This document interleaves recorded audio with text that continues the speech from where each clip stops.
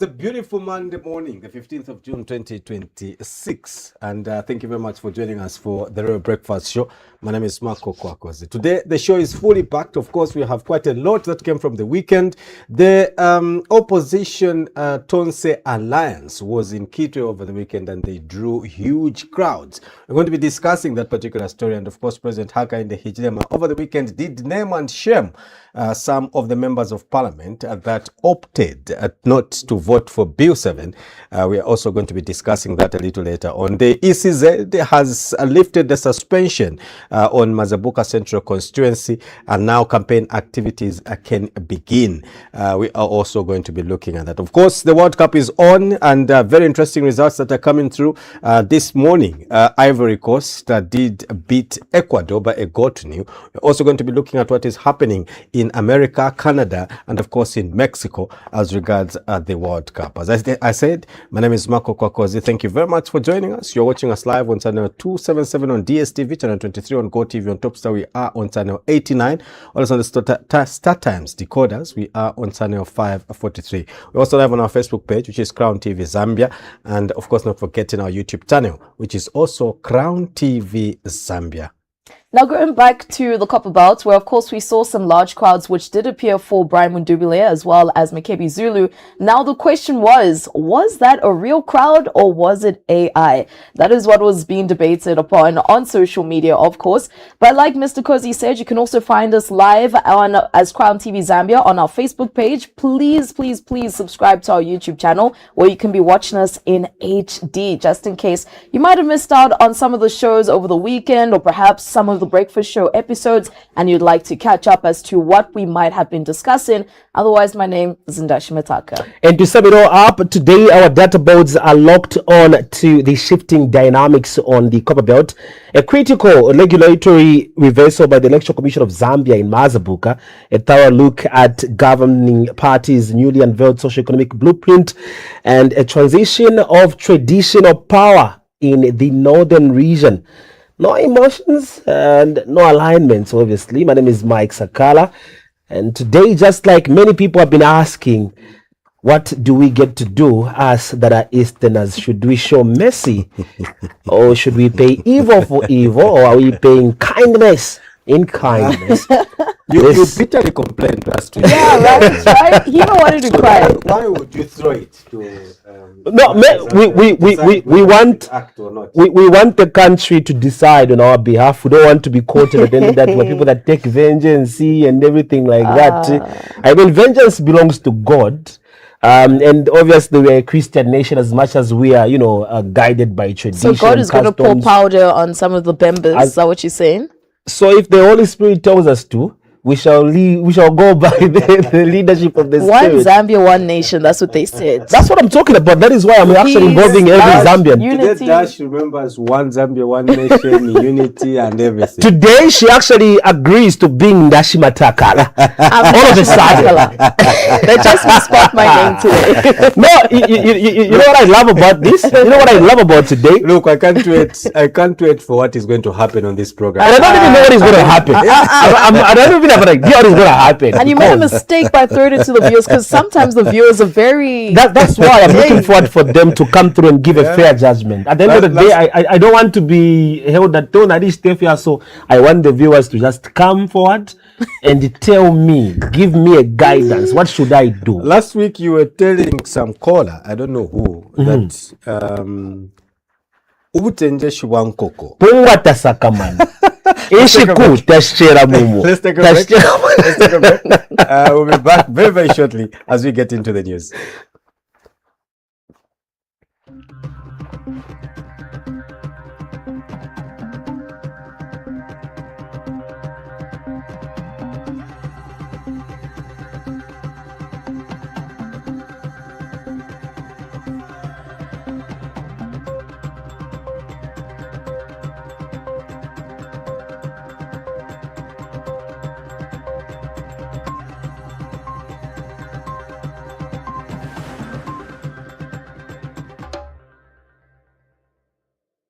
Israel has promised to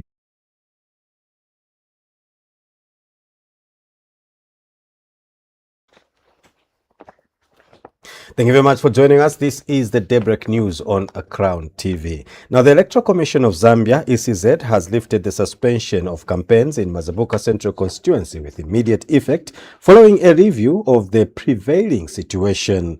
ECZ Chief Electoral Officer Brown Kasaro says the decision was reached after consultations with relevant stakeholders, which confirmed that conditions necessary to ensure a peaceful, secure and conducive campaign environment have been fully met. Mr. Kasaro says the Commission is satisfied that political campaign activities can now resume in line with the Electoral Process Act and the Electoral Code of Conduct. He has since urged political parties, candidates, supporters and members of the public to conduct themselves peacefully and responsibly and strictly adhere to the provisions of the Electoral Code of Conduct. Tsanda Mwango gives us the details in the following report. The Electoral Commission of Zambia, ECZ, has finally lifted the suspension of campaigns in Mazabuka Central constituency, paving the way for political activities to resume in the area. The campaigns were previously suspended following incidents of political violence that raised concerns over peace and the safety of participants during the campaign period. But after a review of the situation and consultations with relevant stakeholders, the Commission says conditions have now improved and the environment is suitable for campaign activities to continue. This now means candidates and political parties are free to return to the ground, engage voters, and continue setting their manifestos. The Commission has since urged all political players to remain peaceful and abide by the Electoral Code of Conduct. Reporting for Crown TV News in Lusaka, Chanda Mwango.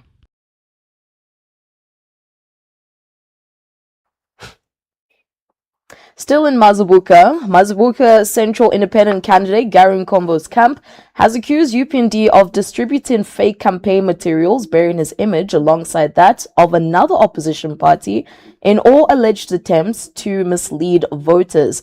In a statement, the campaign team had noticed that the circulation of fake campaign materials, which he described as a deliberate effort to create confusion among members of the public ahead of the elections.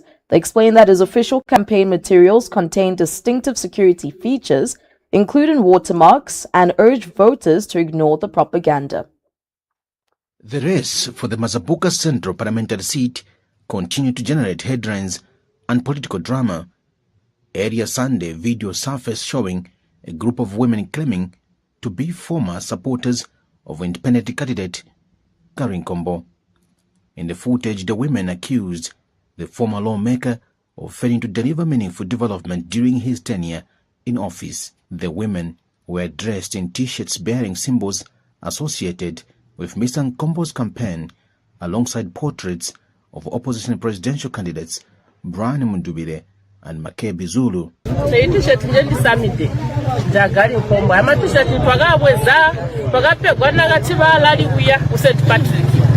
So our gali twajincha twamugaga kama unina chaberega kwa kutiwa president bagatwambira kuti ulwana president besu habayandi so mbutwamugaga kuno gali takuchatuberegera so nge matishe tagwaya kwaga twatwaya ndi kwamugaga gali wendranya kuti ba president bagamba kuti otayira kulwana nkama so matishe taya twamugaga gali nkombo twa kuli nkondo wane kuli chintu chakachita chubacho batangana aba president oyo B7 ina inoyo muntu ulabereka kuti abe nyina abanda kunjira bati tusole baliranda abalo oyo muntu mewohe muyandibye t-shirt uzanaga ndipa sunu pepe ndati basa t-shirt wanungoyo gali nkombo ta uchinda bona tandijitira t-shirt ngoyo no. They further alleged that the t-shirts were intended to be unveiled during Mr. Nkombo's official campaign launch, an event that was later blocked by police, leading to restrictions on campaign activities in Mazabuka Central. However, Mr. Nkombo's camp has distanced itself from the t-shirts, denying any involvement in the production.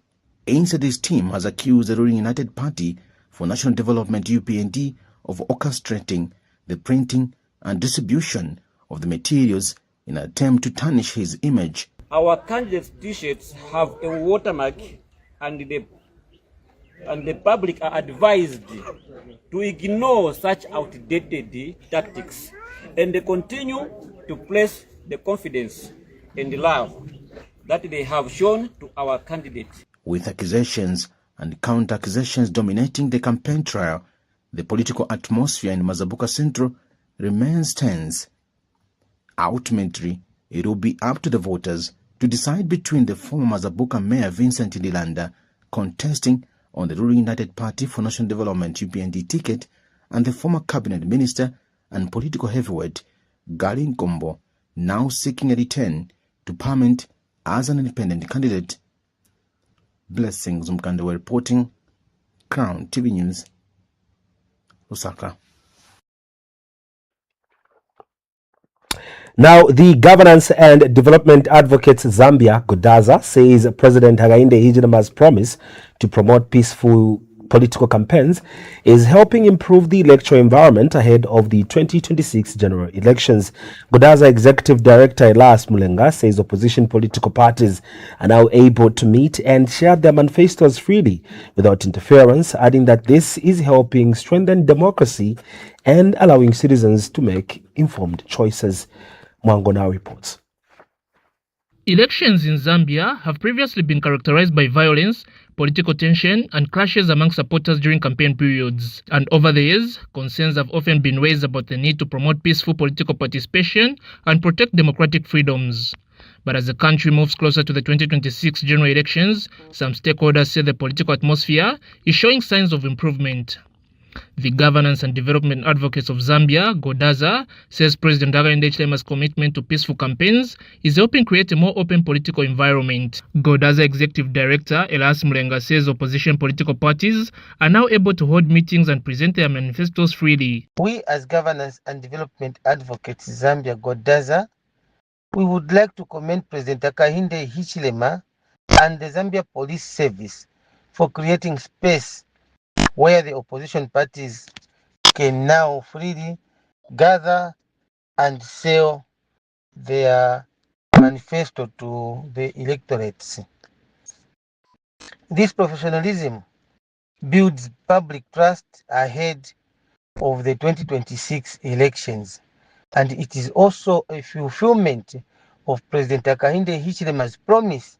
The organization has also commended the Zambia Police Service for what it describes as professionalism in managing political activities, while calling on all political players to remain peaceful and focus on issue-based campaigns.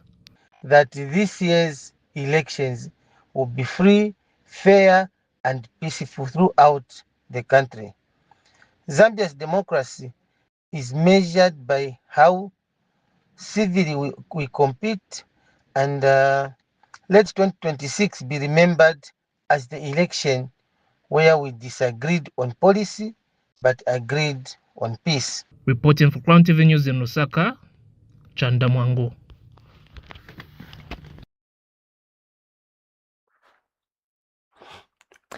Now, President Hakainde Hichilema has urged members of the United Party for National Development, UPND, in Muchinga province to work hard and secure maximum votes in the forthcoming general elections. Addressing supporters gathered at Chinsali airstrip, President Hichilema said party members must intensify their campaigns ahead of the polls to ensure victory for the United Party for National Development at all levels.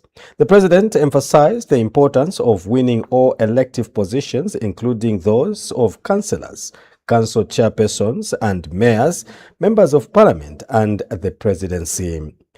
Mr. Hichilema expressed confidence in the party's ability to achieve strong electoral results, urging members to remain united and focused as the election period approaches. Bali, HH, easy, appointing in all of you as campaign manager. President Hakainde Hichilema has continued his nationwide engagement with a visit to Muchinga province, where he was received by large crowds of supporters. Addressing the people, President Hichilema urged citizens to play an active role in mobilizing support. For us to win, all of you, to keep our children in school-free education, to keep ourselves with construction of schools, classrooms and desks, CDF, and Fimbitu Ashala. We must win in August and win big. Come for 9. So colleagues, everybody is a campaign manager. Muchinga Provincial Secretary Tuesday Wadia notes that the visit has strengthened the interaction between leadership and the people of Muchinga. For us as provincial administration, this is very important that within a space of 3 months, the head of state has visited Muchinga province. It goes to show that the president loves the people of Muchinga. Meanwhile, adopted UPND candidate Robert Chabinga cited confidence in the current leadership. I think one of the most important things is that he wants to meet us, the adopted candidates, just starting from members of parliament, the council chairpersons, the councillors, and also the party officials. I think this is what you call coordination. President Hichilema later held a closed-door meeting with adopted candidates before departing for Copperbelt province to continue his engagements. In Muchinga province, I'm Wantora Nyondo.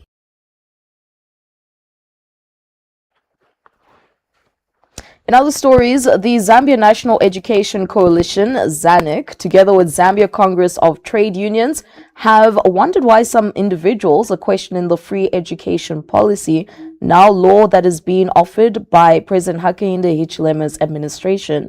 The stakeholders have advised that the issue is beyond politics, but one that ensures every child has access to education despite their family status. Speaking Sunday morning during a Crown TV-sponsored public forum in Lusaka, ZANIC chairperson Henry Kabwe commended the government for enacting the Education Amendment Bill of 2026. In terms of enrollment, we've seen an increase, and it has been a very huge impact within our country. As ZANIC, we are hoping to do a fresh research just to determine the progression system between primary and secondary schools, because we need to determine the spaces for primary schools and the spaces for secondary schools. We don't want a system, oh sorry for that, yeah. So we don't want a system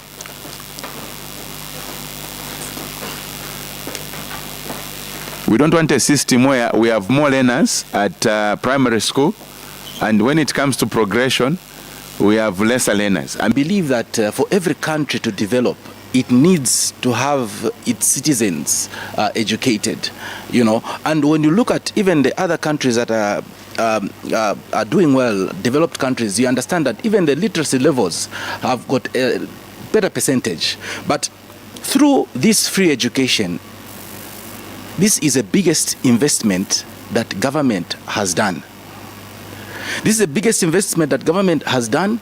This is a sign where you are able to see that the government has got a plan for the future of this.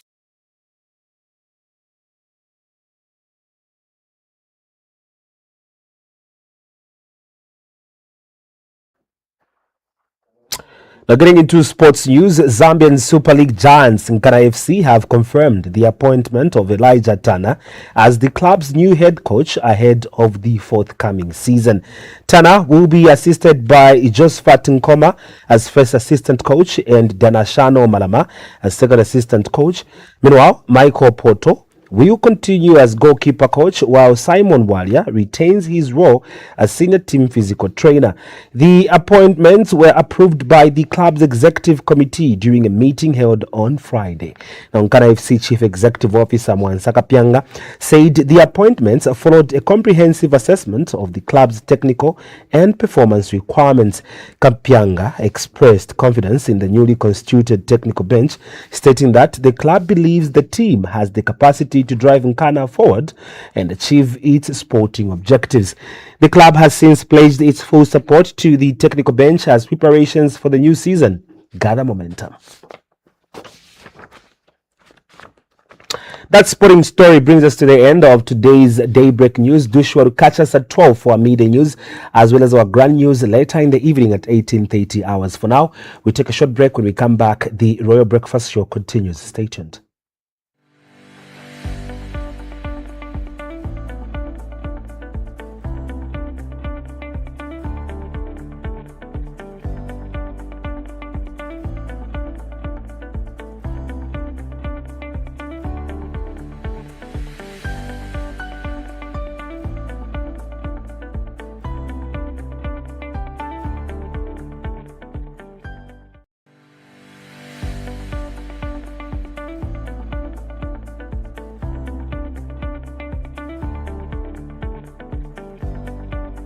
This June, Topstar is standing up for heat. Why shiver from boredom when Topstar can warm your home with exciting entertainment? Oh my God!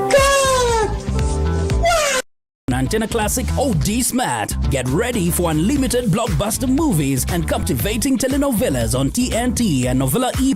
Enjoy endless drama, action and excitement on Star Life, Filmbox, AMC Movies, Z Cinema and many more. And because the little ones deserve the very best, Topstar is enhancing kids' entertainment with their favorite cartoon channels, including ST Kids, Cartoon Network, Baby TV, Boeing, CBBS and more. That means more entertainment, more family time, more value for your money. Visit your nearest Topstar business hall or authorized dealer today to get your Topstar decoder, or simply dial *115# to subscribe. Don't miss a single moment. Topstar. Enjoy digital life. On a busy day in Lusaka, right in the middle of a vlogging, Mr. Simon Mwela's phone battery died. Well, he knew what to do next. He called Zambia's top cell phone and accessories dealer. In a flash, problem solved. Across town, Dr. Sia Twambo was getting ready for a presentation when he realized that his PA forgot something. A quick call to Mobile City and his projector screen was delivered in no time. Meanwhile, Vana Fiasasa was about to leave for the village when she remembered she needed a phone upgrade. One call to Mobile City and a new phone arrived just in time. Vana Fiasasa snapping a selfie before hitting the road? But wait, I thought the other guys were in a hurry. For free, fast and reliable delivery, trust Mobile City. Beware of scammers. Mobile City Delivery. You order, we deliver.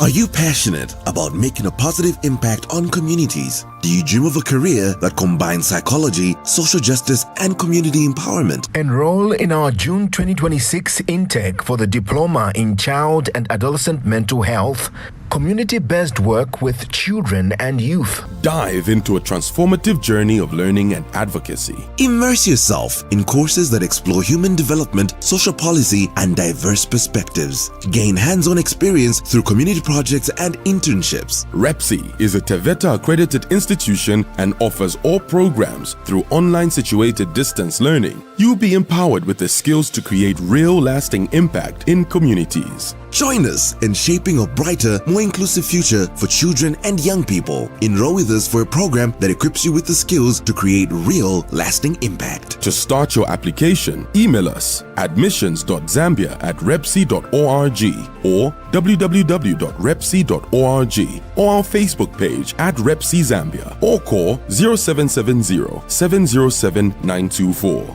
Together, let's make a difference through love, care, and protection for children.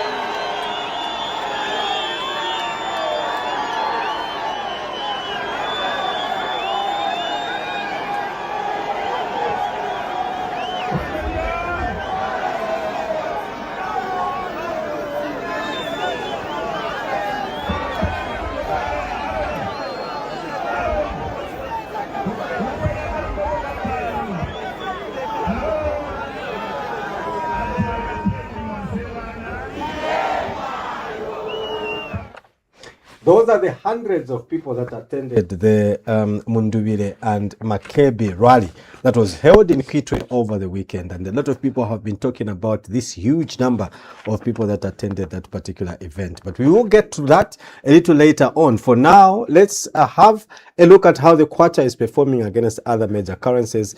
And shortly after that, we'll be getting into the details of the program as we look at the topics that we have for you this particular morning. So let's just quickly have a look at how the kwacha is performing against other major currencies. And against the South African rand, the kwacha is buying for 1 kwacha 6 ingwe and selling for 1 kwacha 8 ingwe. Against the Great British pound, the kwacha is selling for 23 kwacha 23 ingwe and buying. It's buying for 23 kwacha 23 ngwe and selling for 23 kwacha 70 ngwe. Against the United States dollar, it's buying for 17 kwacha 33 ngwe and selling for 17 kwacha 67 ngwe. Against the euro, the kwacha is buying 20 kwacha 6 ngwe and selling for 20 kwacha 46 ingwe. Against the okay, so those your rates there, and that's how the kwacha is performing against other major convertibles. And remember that these are as of 06 hours this morning, and they vary from bank to bank, and they may change at any given time. So that's how the kwacha is performing against other major currencies. And remember that from bank to bank, the figures may differ and they may change at any given time. So those are your rates. The kwacha has seemingly maintained in the bracket of 17 kwacha against the dollar. Exactly. And also, I want to take a look at the rand as well, because the whole year we've been seeing how it's been at 1 kwacha 16 ngwe, 1 kwacha 15 ngwe, but it looks like we edging ever so closely to it being in the ngwe finally. I know there are already some bureaus that have already touched down when it comes to the rand being at ngwe. I remember that Mainza had actually mentioned that it would be nice every now and then to see the rand heading into the ngwe, because we are, we neighboring countries, and we trade with them when it comes to the goods every now and then. So it would be nice if it was a bit cheaper. The dollar also, quite surprisingly, because of what's going on in the US, people are scared to go there to watch the World Cup because things are extremely expensive when it comes to accommodation. So it's quite interesting because their tourism would have actually gone up if things were reasonably priced. So it's quite good that the kwacha continues to do well, to appreciate. Yes, indeed. So that's how the exchange rates look at this morning, Monday, the 15th of June, 26 rather. And remember that we will continue to give you updates on how the kwacha is performing throughout this particular week. And now let's move to what is in the papers this morning. Remember that this is a very, very interactive show. We want to hear from you. We want to get what your thoughts are as regards what we're discussing, and also the stories that are making the headlines in the papers this morning. You can send your text messages to 0979-958392. Alternatively, you can go to our Facebook page and leave your contributions there as regards what we are looking at this morning. For now, let's have a look at what the papers are saying this morning, what stories are making the headlines in the papers. That is the Diggers newspaper. Now, the Diggers leads with a story. It can't lie. State House clarifies Speaker contradiction on Bill 7 vote. That's a lead story in the Diggers newspaper this morning. Other stories: why didn't we chase Mundubile from Copperbelt? He's not a factor. Police. That's another story there that is making the headlines in the Diggers newspaper. As you may be aware, over the weekend there were rumors that President Hakainde Hichilema is going to the Copperbelt and has ordered Brian Mundubile and Makebi to leave the Copperbelt. Now, police are saying they never ever made that particular move. Now, 10 accident kills, road accident kills 10 in one day. That's another story there. The other one says Mazabuka campaigns resume after ECZ lifts suspension. Is another story that is in the Diggers newspaper. Choose between moving forward or returning to the Zambia we inherited. HH. That's another story that is in the Diggers newspaper this morning. Those are the stories that are headlining in the Diggers newspaper. Remember that you can give us your thoughts on 0979-958392. That's the number, or alternatively, you can go to our Facebook page, which is CrownTVZambia. Go to the comment section and leave your contributions there. We will want to hear what your thoughts are. So those are some of the stories that we could dig out for you from the news diggers, and those are the ones making the front page. Now moving on to the mass newspaper, where Zambia's best chance. Protect rare opportunity for national progress, that's according to Chishimba. So you can find more of that story on page 3. On top, on your left, it says empty chemical containers, a health time bomb.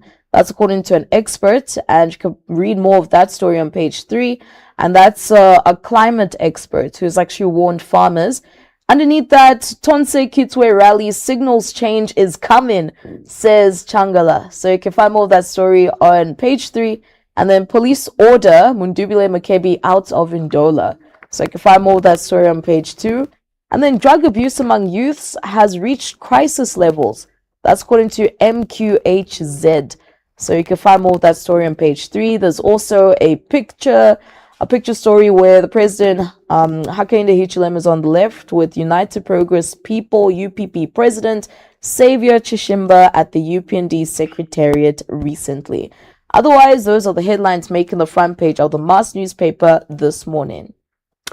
Yes, you can get to let us know what your thoughts are. The number is 0979-958392. That is the number that you're using to get in touch with us on, and let us, have an understanding of what you think about these various stories. The Zambia Daily Mail today appears with the leading story saying, "Choose progress." HH tells voters, the urges electorate to choose Zambia moving forward, not one inherited in 2021, obviously. The other one says, police dismiss Mundubile Makebi claims.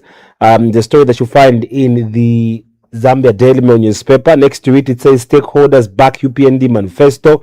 ECZ lifts ban on campaign activities in Mazabuka.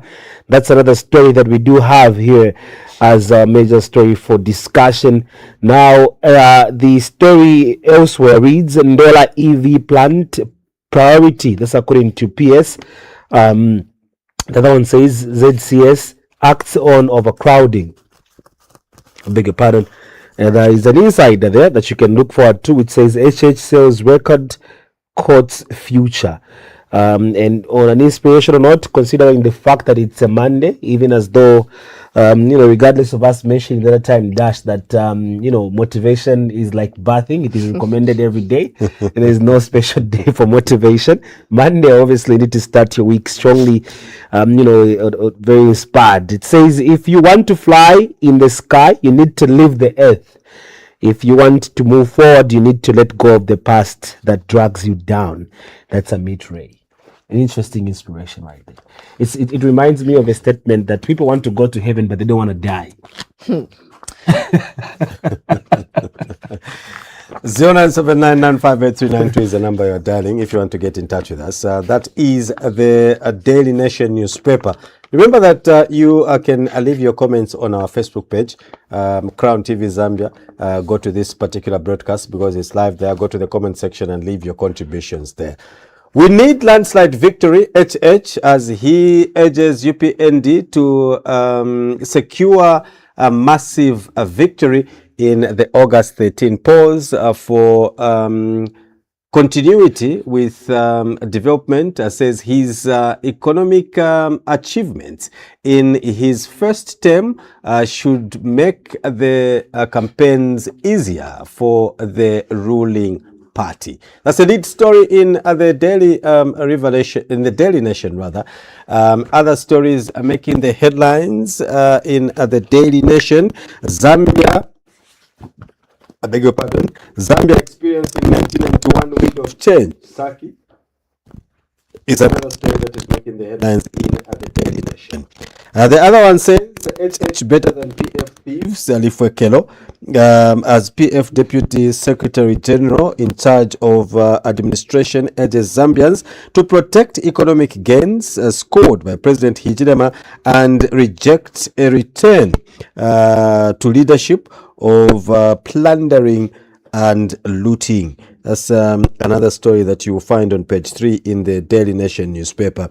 Public note gagged to cover opposition. UPND is another story that is making the headlines. And Gertrude Imenda says it is not the policy of the UPND to gag the media houses, not to cover political events or public gatherings of opposition political parties. The opposition is being advised to take legal action against public media for blacking out its mega campaign rally in Kitwe on Saturday. That's another story there that is making the headlines, and this is a very, very interesting story.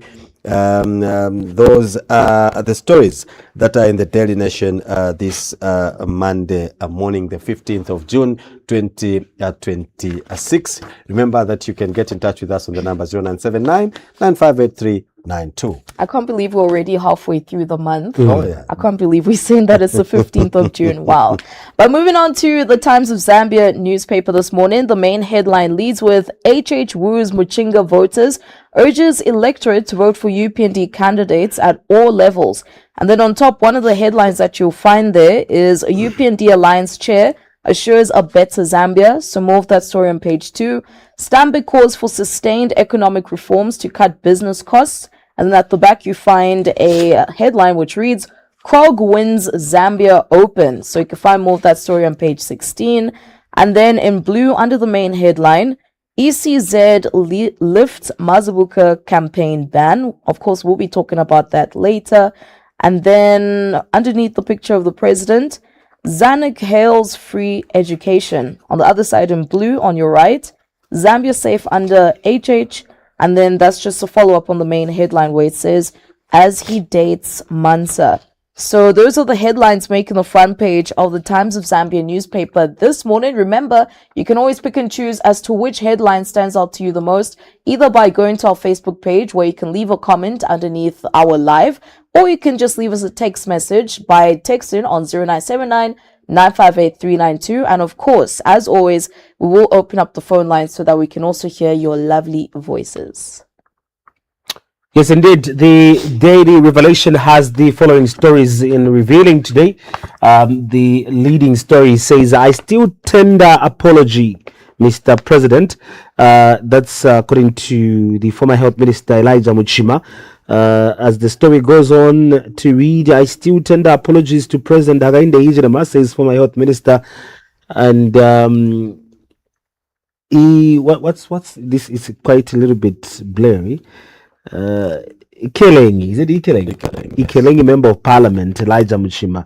That's where it's coming from, that particular statement. And on top there it says, HH must publicly declare assets as civil servant number 1, but Mundubile won't. That's according to Tonse. And these stories are the ones that appear strongly in the Daily Revelation today. You can let us know what your thoughts are on 0979958392. Yes, indeed. Those are the numbers that you can use if you want to get in touch with us by sending your text messages. And also remember that you can go to our Facebook page, which is CrownTVZambia. Go to the comment section and leave your contributions there.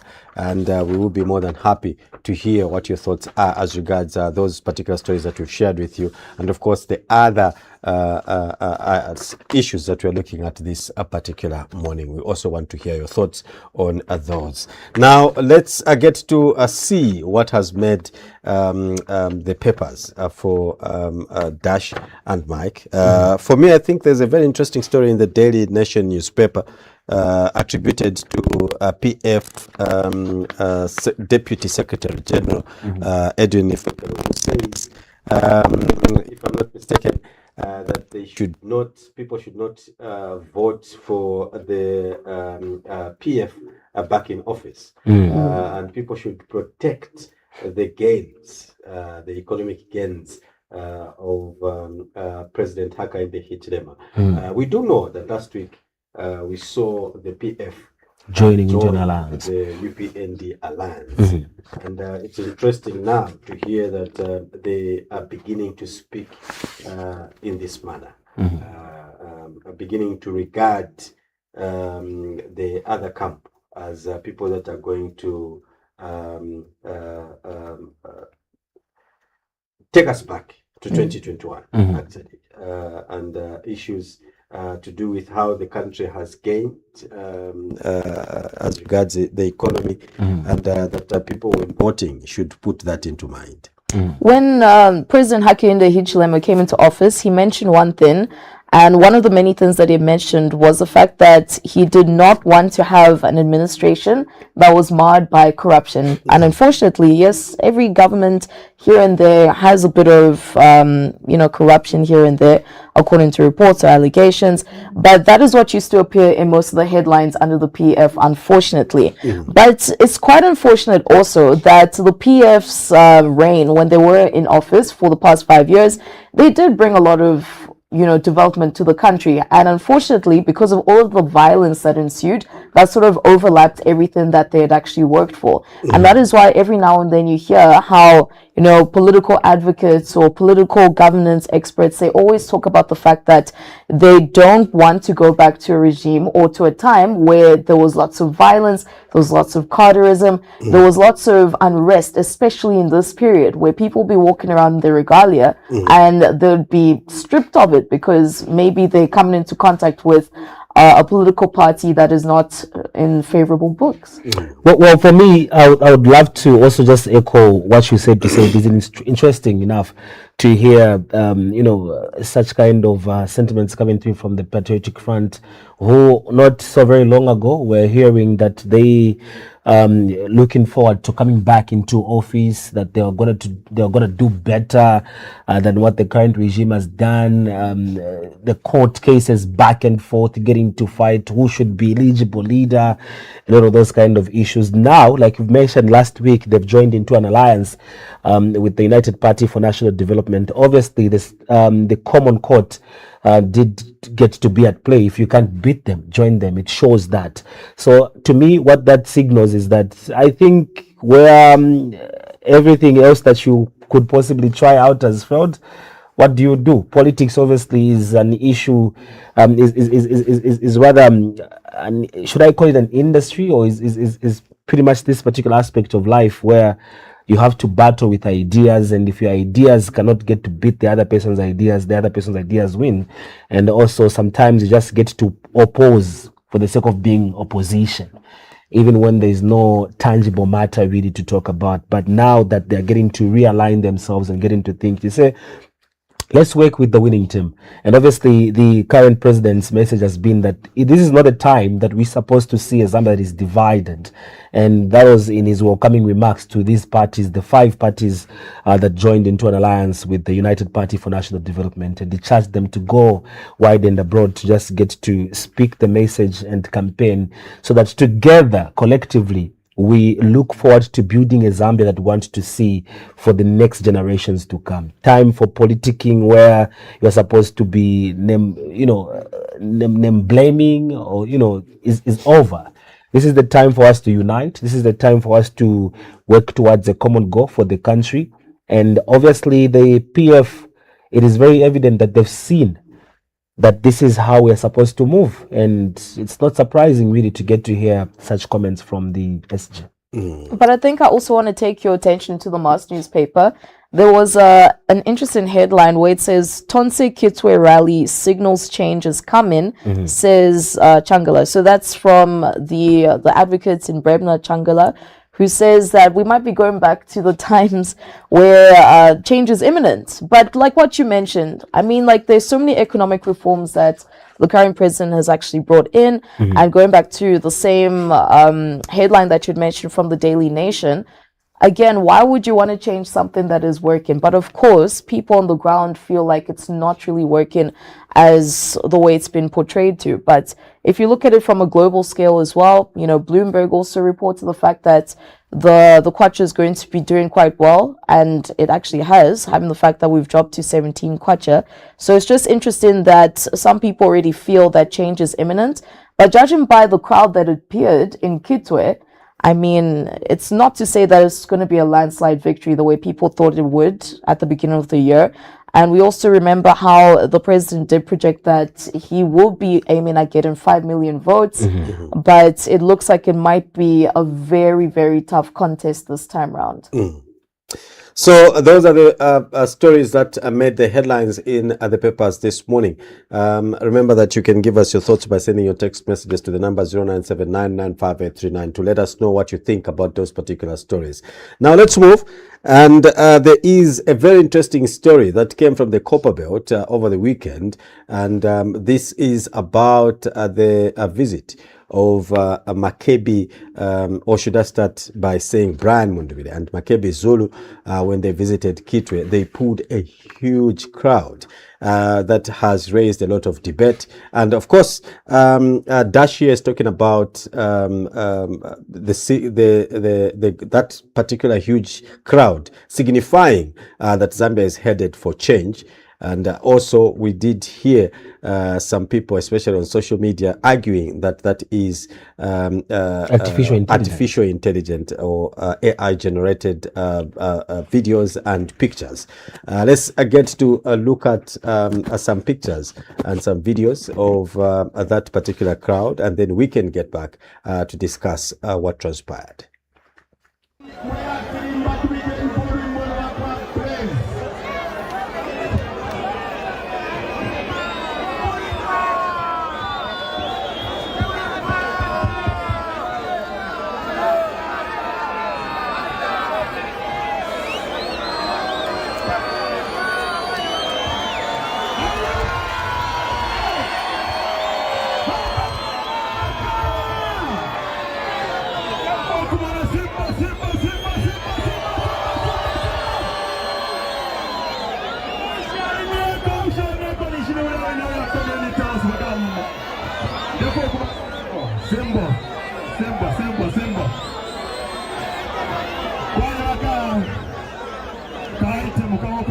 chako abengi bali kwatokesha bahinde ndefu amweni amabuko wasemule chaeso ndefu lula ndefu ayele walula ndefu atembele chako munga mwakesha bahinde na raisa atemmat kaunda leto wembia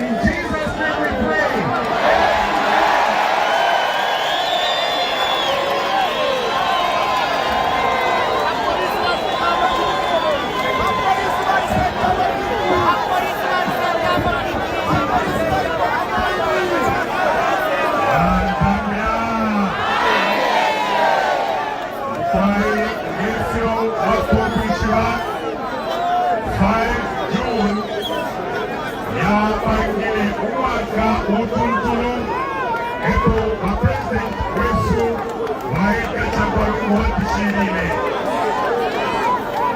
I therefore ask all of us to observe a minute of silence.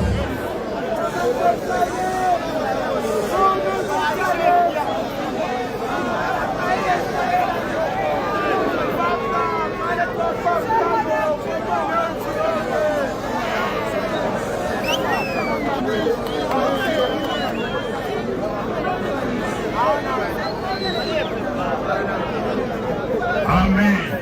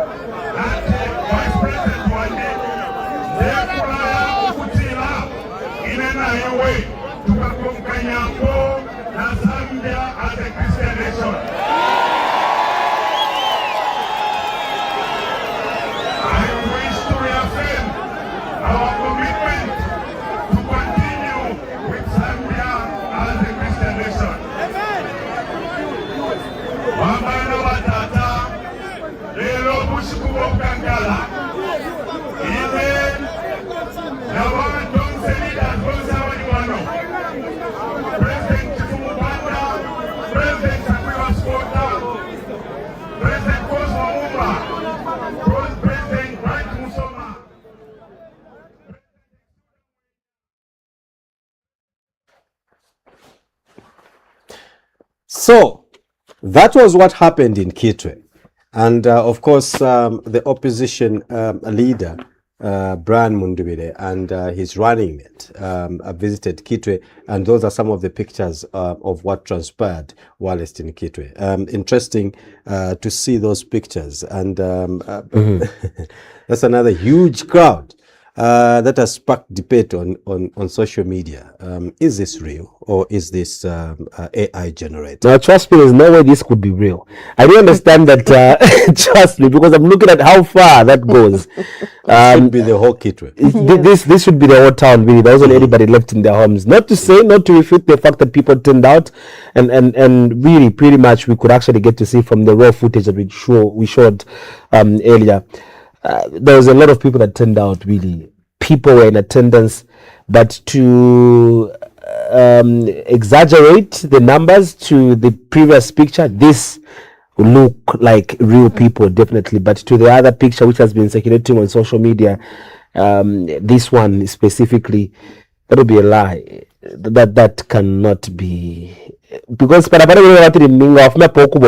umikutu wasango kuboko kwa muntu kuli parapo wachibiko kuboko ko na ngawanyantu kapokuisa sangatna bakunyantira popo wachinyanta. So there's definitely that's a stampede kind of a situation there that I'm looking at. So it doesn't look real, but the other photo that was shown earlier, that is real people, really. That is real people. So if you look at these pictures, you see that this crowd went up to the furthest, to the spot furthest in Kitwe. bush. Yeah, and you can even see Chingola behind. That was a cross-border trade. Yes. But you see, this is the disadvantage of AI, or not even disadvantage. This calls for the prudent use of AI. Exactly. But maybe there are some people that wouldn't understand that this is AI, and when they see it, not this one, of course, the previous. This one is real. And when they see it, of course, they will think that maybe these are the crowds that the opposition is pulling, and their perception gets to be shaped by that. And Naifukuno, I think we just have to change. Let's follow this. Look at our friends. Because we know yeah. Like well organized, well placed. It looks like a stadia where seats are well organized like that. But it's in a crowd, public place where there's no official seats, so just standing. I mean, we should obviously learn to distinguish between real and what AI can get to generate as well. Because look at that vehicle also. It looks like it's been submerged by people. And like there's a number of heads that are looking the same as well. If you look there on the left, and I don't know. What do you call a group of bees? It's called a swarm. A swarm, yeah. It's a swarm of human beings. So I do think that this is AI. This is an AI generated photo. It looks very artificial. And there is, however, pictures that show that there were a lot of people that attended this particular crowd. And of course, we have quite a number of text messages that have come through giving their thoughts on the Kitwe rally. We will soon be getting to the text messages also to get to hear what you have to say and what your thoughts are as regards the rally that was held in Kitwe. And one interesting thing is how the the NRPUP. Yes, they started with prayer at that particular function, and this is very, very cardinal because Zambia being a Christian nation, of course, we want to show that you believe in God. So Brian Mundubile being prayed for there by Honorable Makebi Zulu. So it shows that the Tonsi Alliance puts God first. And another issue also that came from that particular gathering was the issue of security friction regarding their presence in Ndola. It's a very classic case of political tension, I think so, meeting state protocol versus, if we can get to put it that way. Rumors circulated widely that the opposition duo had been ordered out of Ndola ahead of a presidential visit to the region. And I know that the president obviously is supposed to be visiting that particular space today. However, we have to, even as much as this is happening, we have to look at the official state record. Copperbelt Province Police Commanding Officer Mualayui also came out very clearly to dispel those claims, clarifying that the heavy police presence that was actually experienced, or rather seen, at the Alliance's lodge was standard routine security deployment for a presidential transit. So definitely, just like the campaign timetable has been made public, even the police themselves do get to have these normal deployment services that happen, especially when the head of state is visiting a particular place. So it wasn't any interference, so to speak, according to commanding officer of that particular province in Officer Mwalayui. So whatever social media has been going round about, you say, oh, Bali Bakanya Shani, there's interference in how the other people are supposed to campaign and this and this. We did get to see that particular statement from the commanding officer. Well, we have about 59 days, which is 8 weeks and 3 days until August 13th. And that crowd already signified something that is very, very interesting, in that it shows that there is some sort of opposition that is, well, not this one, the other one. There is some sort of opposition that is going to be challenging against the UPND administration. And looking at the fact that it's the Copperbelt, arguably you would say that Southern Province would, in some way give the UPNDs an advantage, but the deciding factor is definitely going to be the Copperbelt. If you go to the Copperbelt right now, you see a lot of billboards, because you know that Ndola or maybe Kitwe, is known for its billboards, and most of the billboards were showing the UPND and, you know, like vote for me, vote for me. But that in itself, over the weekend, what happened there has showed that there's definitely someone who's going to be challenging HH come the 13th of August 2026. Well, personally, I think that following what happened with the Copperbelt over the weekend, I think that the UPND campaign team and the Secretary General should now pay attention to what transpired in Kitwe. They should not take it for granted. I think that the UPND should just take over their shoulder what transpired in Kitwe. That's a huge warning.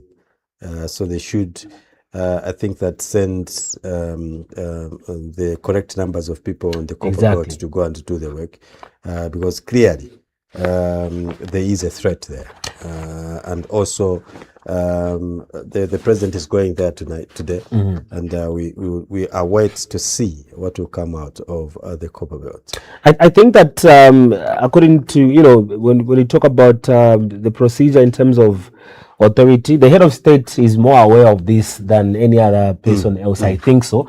Why am I saying this? Because obviously at the launch of their campaign manifesto for this particular year leading up to 2031, he did make mention of this very one statement to say, do not say we have already won Dawina Kudala.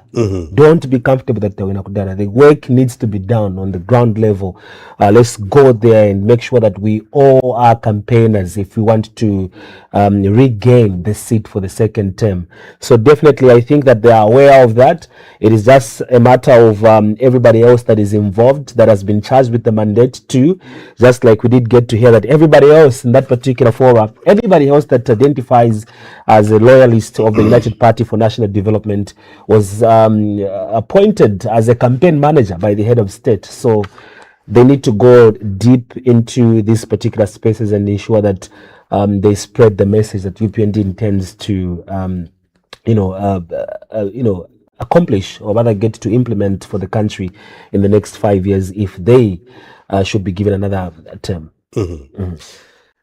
Give us your thoughts on the number 0979958392. Let us know what you think about that particular mega rally that was held in Kitwe by the opposition Tonse Alliance that drew huge numbers of Kitwe residents. We want to hear from you in Kitwe as well. Did you attend the rally? And were you part of the rally? And what was discussed at the rally? And just let us know what you feel as regards the opposition Tonse Alliance, especially on the Copperbelt. The number is 0979958392. For now, what we are doing is going through the text messages, but I see that there are a lot of people that are trying to get in touch with us. Very, very shortly, we are going to be picking your calls on the number 0979958392. You can also go to our Facebook page, which is CrownTVZambia. Go to the comment section and leave your contributions there. We would love to hear what your thoughts are as regards what we are discussing this particular beautiful Monday morning. For now, I don't know. Dash didn't do the honors, and I'm trying very hard not to remind Mike that there's a funeral in the Northern Province. Dash, you need to do the honors, please. Before I begin to advocate. The only honor that let me actually do the advocacy, because like I mentioned earlier in our preamble, right, that I don't want to be looked like a person that takes things to heart. Yes. Yesterday was church. Yeah, I mean, like obviously, even revenge Saturday, is for God. Vengeance belongs to God. But I would love to find out from the people. What would you advise me, especially in this particular case, to do? Considering the fact that Bemba Chief, by the name that I can only remember, which is Tungati, translated as how many in English, has passed on. And I'm seated right next to a Bemba that all of you saw what they did to me last week. My mom's in Senga, so I'm representing the Nsengas today. No, you can't. I even got away with it that past week. They just didn't know. No, you can't. So 0979958392 is the number if you want to get in touch with us. Let's see if we can bring in some callers and get to hear what your thoughts are as regards what we are discussing this morning. Hello, good morning. Your name and where you're calling us from?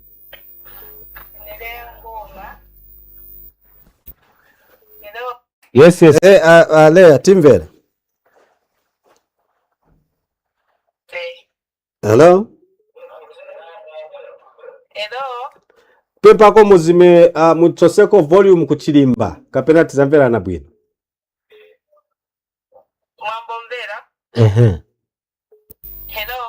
Hello. Tauka mwauka. Tauka bwino. Okay. Isena isi tufati kambego. Kambana area. Malaiti. Mundubile chakapita changane kunkanya malaiti. Nai chani chia chani. Sai balo yo nsa ustifu na mwandi. Wale ya mtumila kote? Ine hapa ningala pa 10 miles. Oh, pa 10 miles mukale kunkala na problem ya malaiti? Malaiti ama enda ku 10 miles road ya Mungula Forest. Okay. Na road kulipe tamaki. Mosquito tima tisonda ku atikuchanu. Kula boanu na ukwati ku kapopo na ukwati kuchanu. Kwa Mungule. Kuna tilibe hospital, tilibe police. Hello. Ziko mwale. Umvera. Yo. Aho mtianganire po mwandi pasai baro eve aho tinabwiza stigwizana nayo isasai baro yo malaiti bichiche grave yo bantu kuno bapaka. Ziko mwakwambiri, we appreciate your contribution. Hello, good morning. Good morning, my friends. How are you? Very well. Yes, I'm fine, thank you. How are you doing? On a chilly morning. Please go ahead. It's chilly here. My take first of all concerning the rally in Kipe, the Mundubile rally and Makebi. If you remember, I don't know whether you were aware at the time of PF in government. What those guys used to do, they would ferry people to the venue from different places. I remember at one time when President Tungu came in Mongo, at Mongo Stadium there, they would ferry people from all districts of Western Province to take to stadium to show that they have a people. And everywhere, that's what was happening everywhere. And I don't doubt that's the same they did on the Copperbelt. I don't think all those people who are showed there are really from Kitwe. I don't think so. They could have ferried people from different places to take to the venue to show that they have a people. But the real turnout of people will be showed when the results are announced after the election. Normal people, my friends, those who really who love their country, they can't return to Mundubile and Makebi, who are really a reflection of President Lungu's government. And after all, Mundubile promised that he's going to rule just like President Lungu did. So are people ready to go back there? The answer is no. Wait. How many candidates have they fielded so far in 226 constituencies? How many? So that will result also in the vote. The other issue I want to comment on is regarding the revelation by the president that some UPND members never voted for Bill 7. Quickly, as you conclude. What I say? As you conclude, we need to accommodate other callers. Yes, as I conclude. People, Mr. Nkombo, I don't know whether he did that because he was frustrated of being fired from the cabinet. I'm happy with Mr. Mchima, who disclosed that his machine malfunctioned. Now for Mr. Nkombo should tell the nation. Is it the same women who wants to vote for him? The young people, the persons, what was he not happy with in the Bill 7? Is it the involvement of persons with disability or women and youth in the parliament? That's why he made him to vote against Bill 7. Thank you so much. The same people want him to vote for him. Wanted them to vote for him. Thank you very much. Thank you very much, Mr. Nkombo. We appreciate it. No. Thank you very much. Hello, good morning. Hello, good morning. Your name and where you're calling us from? Kunda, calling you from Lusaka. Mr. Kunda, please go ahead. Is it the Kunda that I know? Not Mr. Kau. Shani. Anabwafia ndefu na kufuma munganda. Awa mwisaka bala bakunda mkwa. Twalira nda tuuche nyeshi wankoko. Twali yufa ichipesha mano mwandi. That's preterenso ni na tupuba. Today for the thief, tomorrow for the owner. I said these words right here on TV. Ama kwa mwashuke. Kwa mwashuke bakunda. ai mwene mwebare farife bali kwa nankashia ndio mpaka tiwala tuleseba na tulero kula fara vye kula kano kusama wasebane she's got herself right now. Okay, Mama Kokwa. I want to comment on the rally which happened in Kitwe. That rally in Kitwe, bali abantu kwali abantu. Of course namafoni aya isa yambi kwatama pictures kutumwa mura kwa dimbi bali kitako kanono. But kwali abantu ebonshatara munapo. I was there. Kwali abantu abakaralanguni. Bafuire fe babika kwa mano. Kai baletira tuba opposition tababako. Ba opposition bantu. You know Mama Kokwa, when cost of living is high, people change. Nangu mwambe okulabu esho kwebati yo mulebomba kuma last abantu tabafyumfwa iyo. So bafwa efyenshila shimbi esho bengalandira munabena Zambia. But otherwise what you saw kukitwe, it is authentic. Nangu wa president balelanda palia abantu balifudile ichakwati balefula nokulawo mfwa bwino. Wali munafira kwati nangu nawo kwataba na mu class ifira bale pera ba teacher bali 200. If you chibana ngu teacher lefunda abantu bali 200 takoya abakumfa fe banono bali kutaji. Fast forward, I want to talk about this issue of the president in Sorwezi. You know, for a sitting president, we are not safe. Then we are heading for a dictatorship of a president. Because how come a president I don't want MPs, councillors and mayors who don't listen to the president. So for a democratic nation, you Makokwa, you've got a right to say no. Apabakunda tef tufire tuachitatie ntuchitef. Nangwefe mwalanda na chita disagree doesn't mean that I'm not with you. It's a democratic country that we are in. Now it shows that in UPND there's no democracy. If the president says tomorrow we are going to wear black, everyone, a person who's not going to wear black, then he is not cooperative or is not such kind of a thing. Anyway, it's so dangerous, and that's why maybe you see people cannot talk, but they can speak through actions. As you conclude. So today, the president is in Mundubile and Makebi Zulu. They are going to be in Kabwe. You will see if it's going to be AI again, and you will see if they are going to ferry people from all over. Thank you very much, Mr. Kunda. Thank you so much. We appreciate your contribution. We should be getting into an interview with a democracy advocate, Fabian Mutale, just to discuss how the political landscape of the country looks like during this particular period. But before we do that, let's take a short break. Sorry to cut you short. Did you say it's Mr. Fabian Mutale? Yes. So he's going to be making 2 members on set. How do you mean 2 members on set? Allow me to do this. We'll be right back, and I'll be back.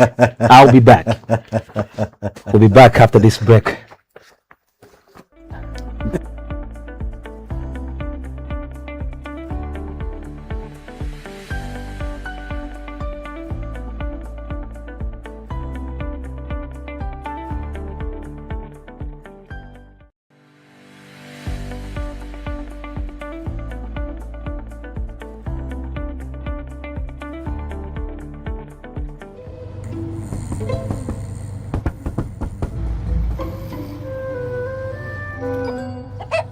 Numerous cases of people falling asleep have been reported across the African continent. No one can explain this phenomenon. With 24/7 FIFA World Cup coverage, sleep can wait. Everything can wait. Catch all 104 matches from as little as 255 kwacha. Only on DSTV.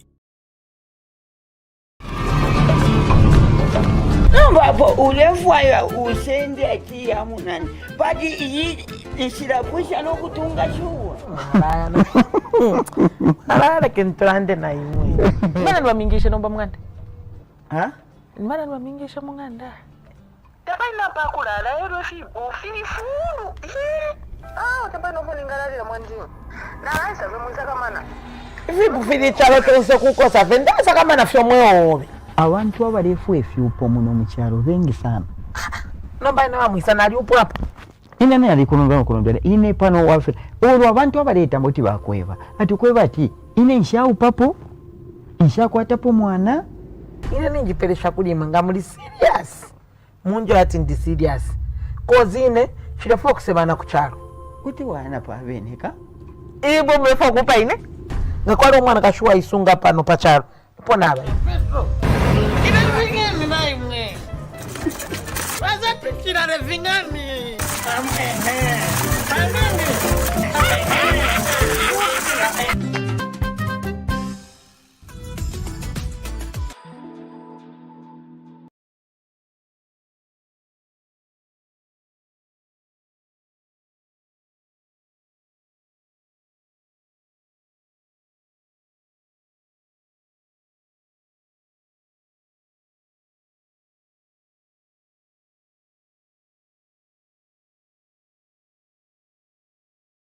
The ultimate business stage is back. From the 1st to the 7th of July, the trade fairgrounds in Ndola will be buzzing with endless opportunities. But how does your business stand out in the crowd? You get on the big screen with Crown TV. We will be live in Ndola, ready to take your brand straight into the homes of millions. From primetime commercials to exclusive event coverage, we create advertising that drives real results. Don't miss out. Visit the Crown TV stand in Ndola between July 1st and July 7th or contact our sales team today to secure your special trade fair advertising package. Crown TV, feel the honor. Welcome to the world of football. Rising stars, global icons, your favorite teams, your favorite players, every goal, every save. One stage, same roar. The stage is set for the battle of glory. Watch all 104 World Cup matches live on Azam TV. Azam TV, broadcast licensee, FIFA World Cup 2026. Buy Azam TV decoder at 350 Zambian kwacha and full kit at 589 Zambian kwacha and 2-month subscription. For more details, call 971-246-222, 763-664-455. WhatsApp 775-000-013. Azam TV, entertainment for everybody.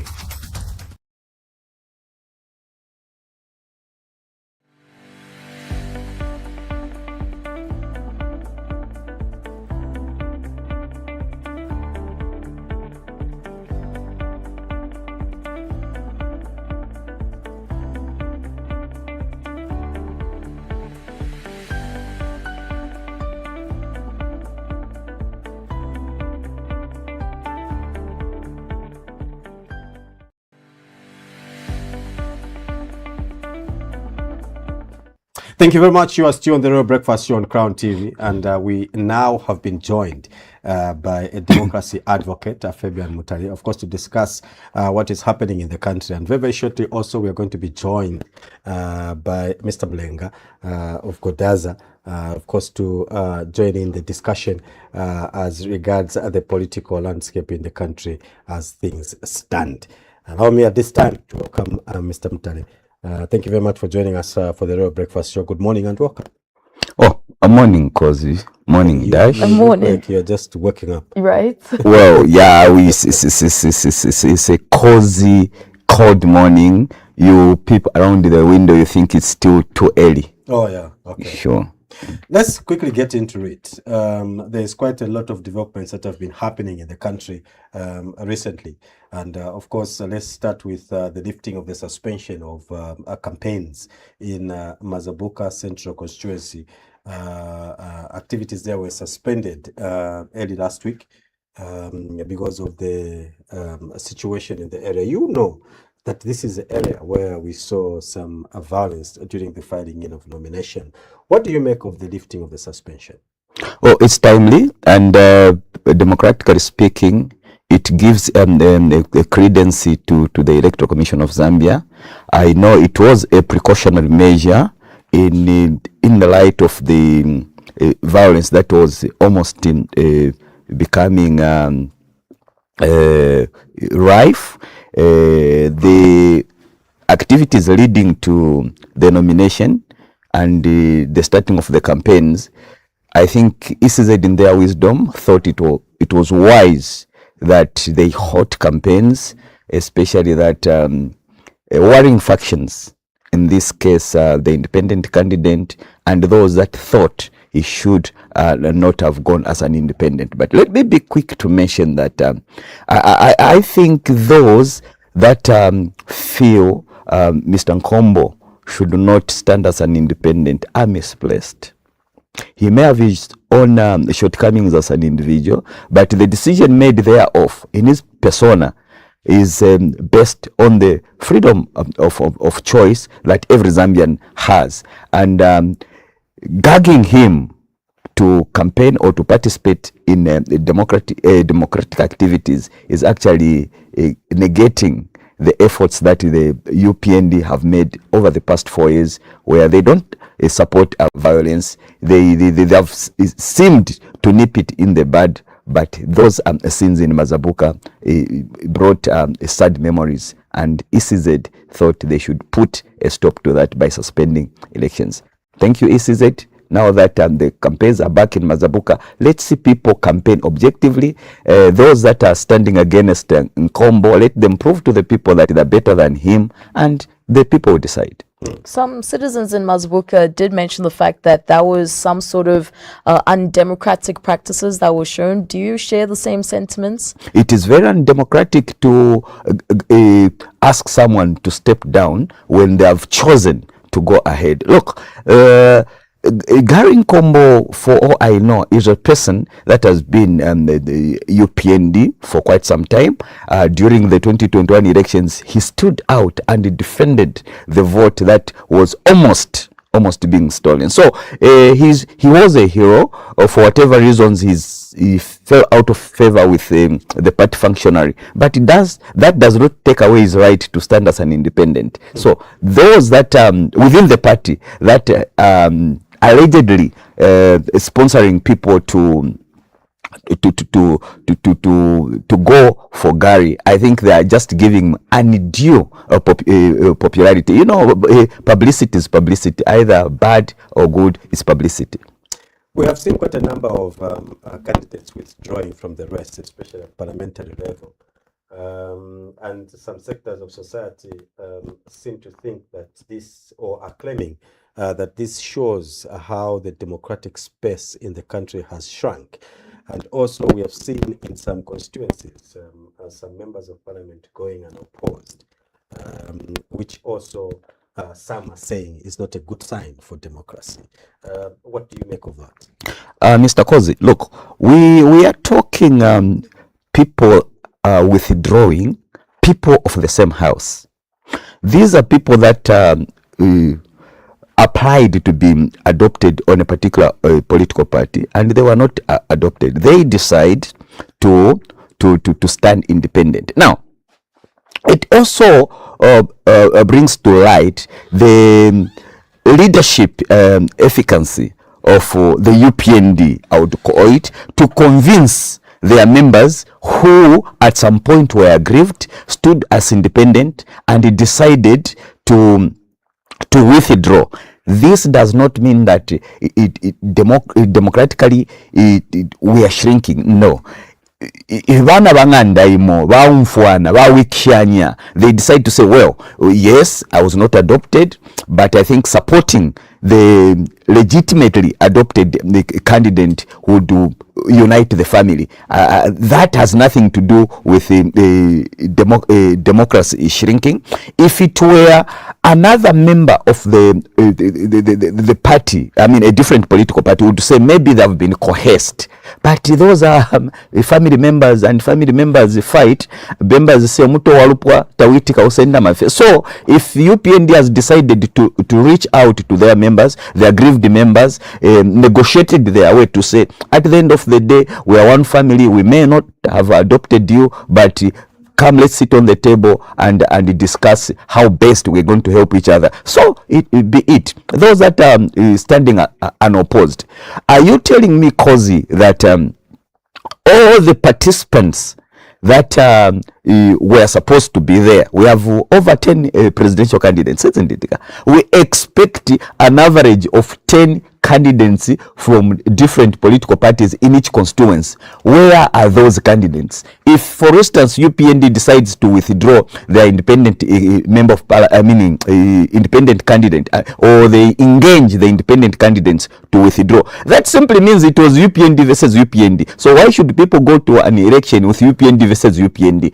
Those are issues that we need to question. If we have 10 presidential candidates, inversely, we expect about 10 parliamentary candidates in each constituency. But are we seeing that? No. So when they say the democracy is shrinking because we have independent members of parliament, where were the opposition to field their candidates in these constituencies? So that does not even need to be discussed. The opposition have opted to stick to what they believe favors them, which is the presidency. Let us wait and see.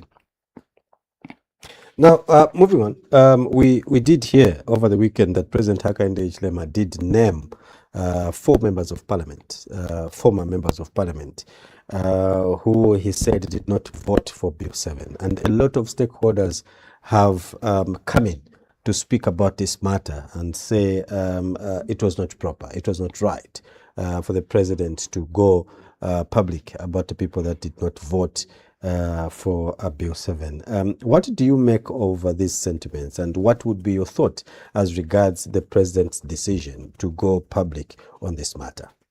My honest take on this one, Mr. President, I know you could be listening, or some hundreds of you could be listening.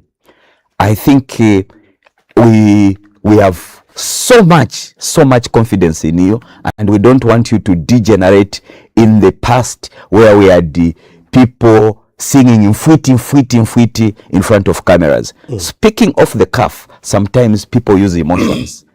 Kindly refrain from speaking off the cuff. I know sometimes certain decisions, made by people that we appoint, people that we feel are supposed to support us, can be hateful. Mr. Kozi, for all I know, nominated members of parliament are supposed to align themselves with the powers that be, with the appointing authority. So the president felt the betrayal. The president felt cheated. But please, there is a better way of handling such. Not publicly. Don't speak away from the script. This time, Zambians have so much confidence. They are saying you have set the bar too high. The bar too high, and that bar you have set, don't bring it down. Never should you again speak about things off the cuff. And also, what do you make of the fact that there was a faction of the PF that had actually joined the UPND last week, the UPND Alliance? Some were saying that if you can't beat them, you might as well join them. So what do you make about them joining the Alliance last week? For all I know, PF, quote unquote, joined UPND sometime back through Chavinga. So the faction that has also joined through Mauza Sampa is just rubber stamping what Chavinga in all manner of speeches categorically stated that PF was not going to participate in this election, and the factions that were against him have slowly started going the route that he had prophesized as it were. So the numbers are adding up on the side of the ruling party. We understand these dynamics. Politics is just that. When it comes to elections, there will be those that will be against, those that will be for you. But in all essence, what needs to be understood is this: what is the motivation making these people join different, either the opposition or the ruling party? I was watching the rally in Kitwe. I was wondering if you can have alliance partners who go on a platform to chant slogans. I was very disappointed.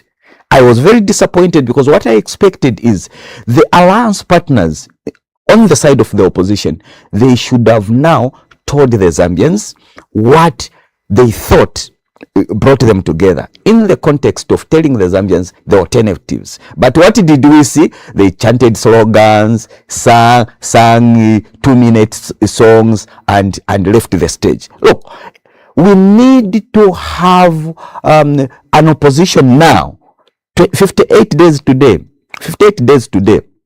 before voting day, that speaks to the needs of the Zambians. For instance, the other day, the UPND were launching their manifesto. What did we see? We saw a roadmap. What did we see? We saw the president speaking hope to the Zambians, responding to so many questions that the Zambians have been saying. Mr. President, you have been saying no, the inflation rate is down. No, we are laying the foundation for economic recovery. All these speeches have not reflected on the economic benefits to the Zambians. What did the president say? He accepted one hallmark of leadership. You need to accept that, yes, the economy is not doing fine at household level. However, the fundamentals that will translate into good living by the Zambians has been laid. Now, they are saying the message to the Zambians. I was going through this script, which I found with one of the UPND functionaries. It speaks to a number of issues that the UPND feel are supposed to be done now that they've laid the foundation. Going into 2031, they are saying we need now to realign our economy beyond the fundamentals that we have set. Can these fundamentals now start speaking the good life of the Zambians? Can these fundamentals start now translating into the average Zambian benefiting from the harsh life that they have had? What are these solutions? They are saying, look, we have come up with a formula. Mr. Kozi, you and the people play Madala soccer. You cannot win a game without a system. Now we have the 10-10-5-3-3-1-1. The 10-10-5-3-1-1. These are oh my God! Just allow me to welcome Mike. Oh my God! Thank you. Are you saying that before we get deep into the manifesto that was presented over the weekend by the UPND, are you saying that the Kitwe rally was empty? No. That is one misconception that I need to clear. You cannot see with your eyes what is happening and hide your head in the sand like the proverbial ostrich. That is wrong. Those people that are busy talking AI in relation to the Kitwe rally, they are misleading themselves. Zambians walked to that rally. Remember, the UPND as a party should accept the fact that PF has held strong in terms of structures. It is one of the political parties that has had structures intact, and they have actually increased those structures. Remember, they were 24 per structure. Now they are 72. Now let's do figures. Figures don't lie. 72 times over 70 wards that may be on the Copperbelt, you find that is already 5,000. We have about 18 constituencies. Multiply 18 by 72, it will give you numbers. We have how many districts? About 10 districts. Multiply. So those are numbers that went to support the presidential candidate. Now let's talk politics now. Those numbers that went there, others are party functionaries, others are ordinary Zambians that wanted to go and hear what these opposition political parties wanted to give as an alternative. These are people that want to hear the promises that the opposition will give in relation to the challenges that they feel they're having and looking for an alternative. You cannot just sing AI and yet people walked there. What the UPND needs to do now is to say, okay, fine, people walked to go and listen. What were they told? Look at this. They went to the rally. They were told, you are going to be given back those Kansenseri mine is it, and all those mines which were quarantined by government because of the illegalities that were going there. A normal person. You are making it, I love the way you're going to explain, but I'm not here to stay longer. Mr. Sakala. We've done all the calculations. Mr. Sakala. Now let's calculate traditional practices and cultural practices really. When a Ngoni chief dies, and in the long-standing are the cameras on, by the way? Yeah, actually we are live. We're supposed to be live. Okay. This ends as it started. It started, so it's supposed to.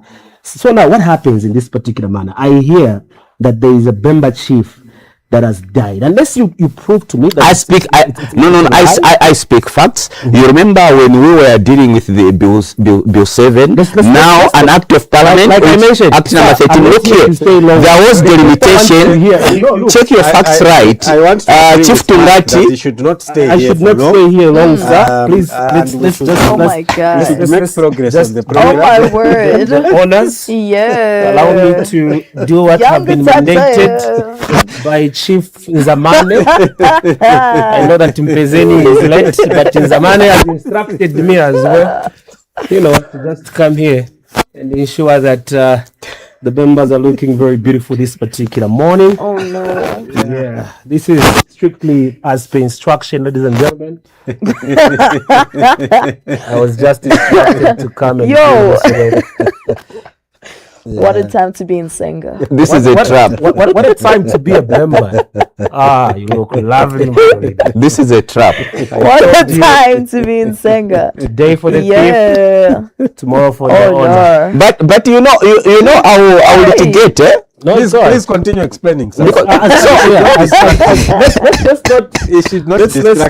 not run away from what you were talking about. The message. So the message is lovely. You cannot talk about giving back the illegal mines to people who over time have done their mining under very dangerous circumstances. You are even negotiating not the hair.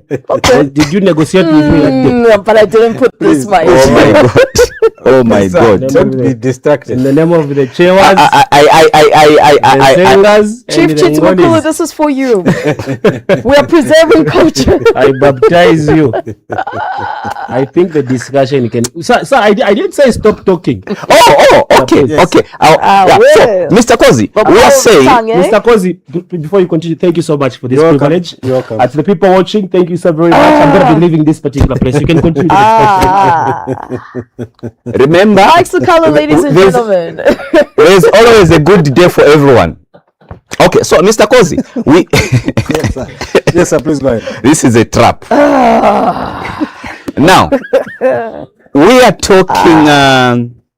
Revenge is for God. What is this? My sister, my sister, it is well. Comforting yourself. It is well. Anyway, no, it's well. But you look fantastic. Oh my God, you look fantastic. Mr. Mutare. Yes, Mr. You were talking about the message. The message, yes. We want rally that was in Kitwe. The amongst the many things that were spoken there, you go to the Copperbelt. You are aware that these illegal mines have caused a lot of deaths to our Zambians, our young Zambians. Mr. Kozi, you should be aware that most of the victims of these illegal minings are young ones who are given peanuts by those behind the scenes. The real beneficiaries of these illegal mines do not even risk their lives. And a person that aspires to be president goes on a podium and speaks and says he's going to give back these mines. So this is supporting illegality. What I expected is those that went to the Copperbelt to speak to the Zambians and say, the UPND government has started giving you artisanal mining licenses. This is how bad those artisanal mining licenses are. Because in all fairness, the UPND government realized that For as long as Zambians want to eat, there shall always be an issues of such activities. But how do we preserve lives? How do we formalize such activities so that even government itself can get revenue through taxes, through procedurally done mining?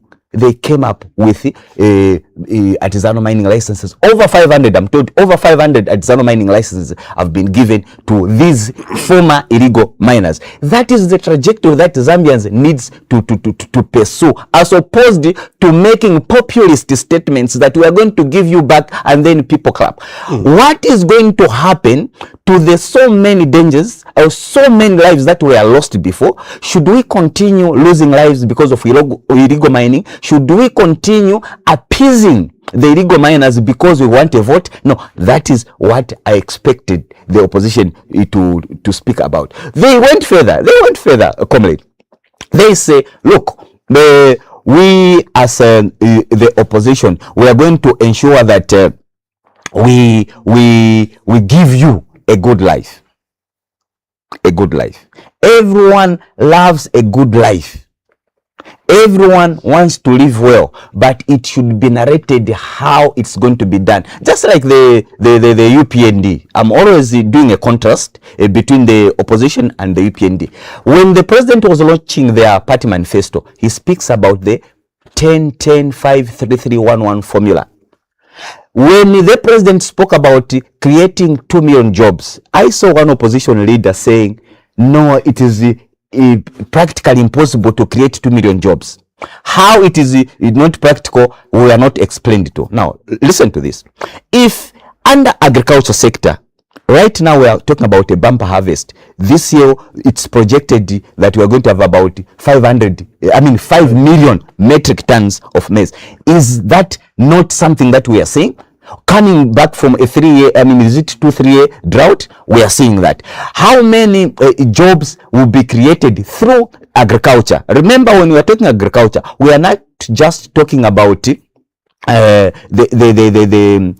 maize itself. We should now be talking about value addition to the maize. We need to advocate that more companies establish themselves in Zambia that are going to use maize for purposes of cornflakes, for purposes of jiggies. Those are jobs that are going to be created through the agriculture sector. The president talks about 10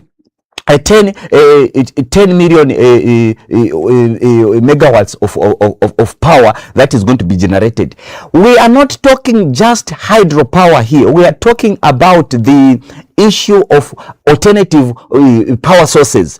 How many people are going to be employed if we say we generate 10,000? Because it is not just going to be generated with like abracadabra. Established companies need to be put in place that are going to employ people. The president also speaks about 5 million tourists that are going to come into Zambia.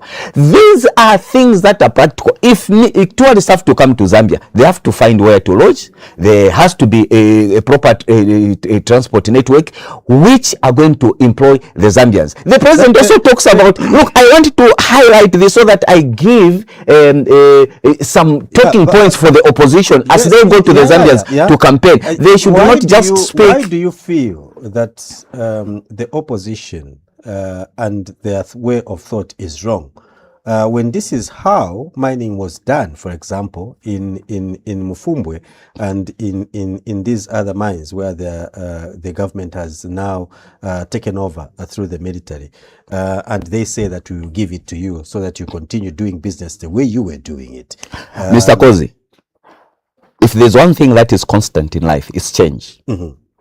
If a wrong thing has been happening or an illegal thing has been happening and you want to maintain the status quo, then you are not progressing as a people. My question we are saying it has been taking this route as opposed to this route. That's what I'm saying. You cannot continue an illegality and accept the status quo. How much revenue was being generated by the government through such activities? And you know, these are issues that we need to look broadly without grossing over. we have had so many wars in relation to minerals in some countries in Africa. Illegal mining is a recipe for a lot of illegality, not just money exchanging hands, not just money laundering, not just people being funded by external forces. Because look at, you've mentioned Mufumbwe, there's God.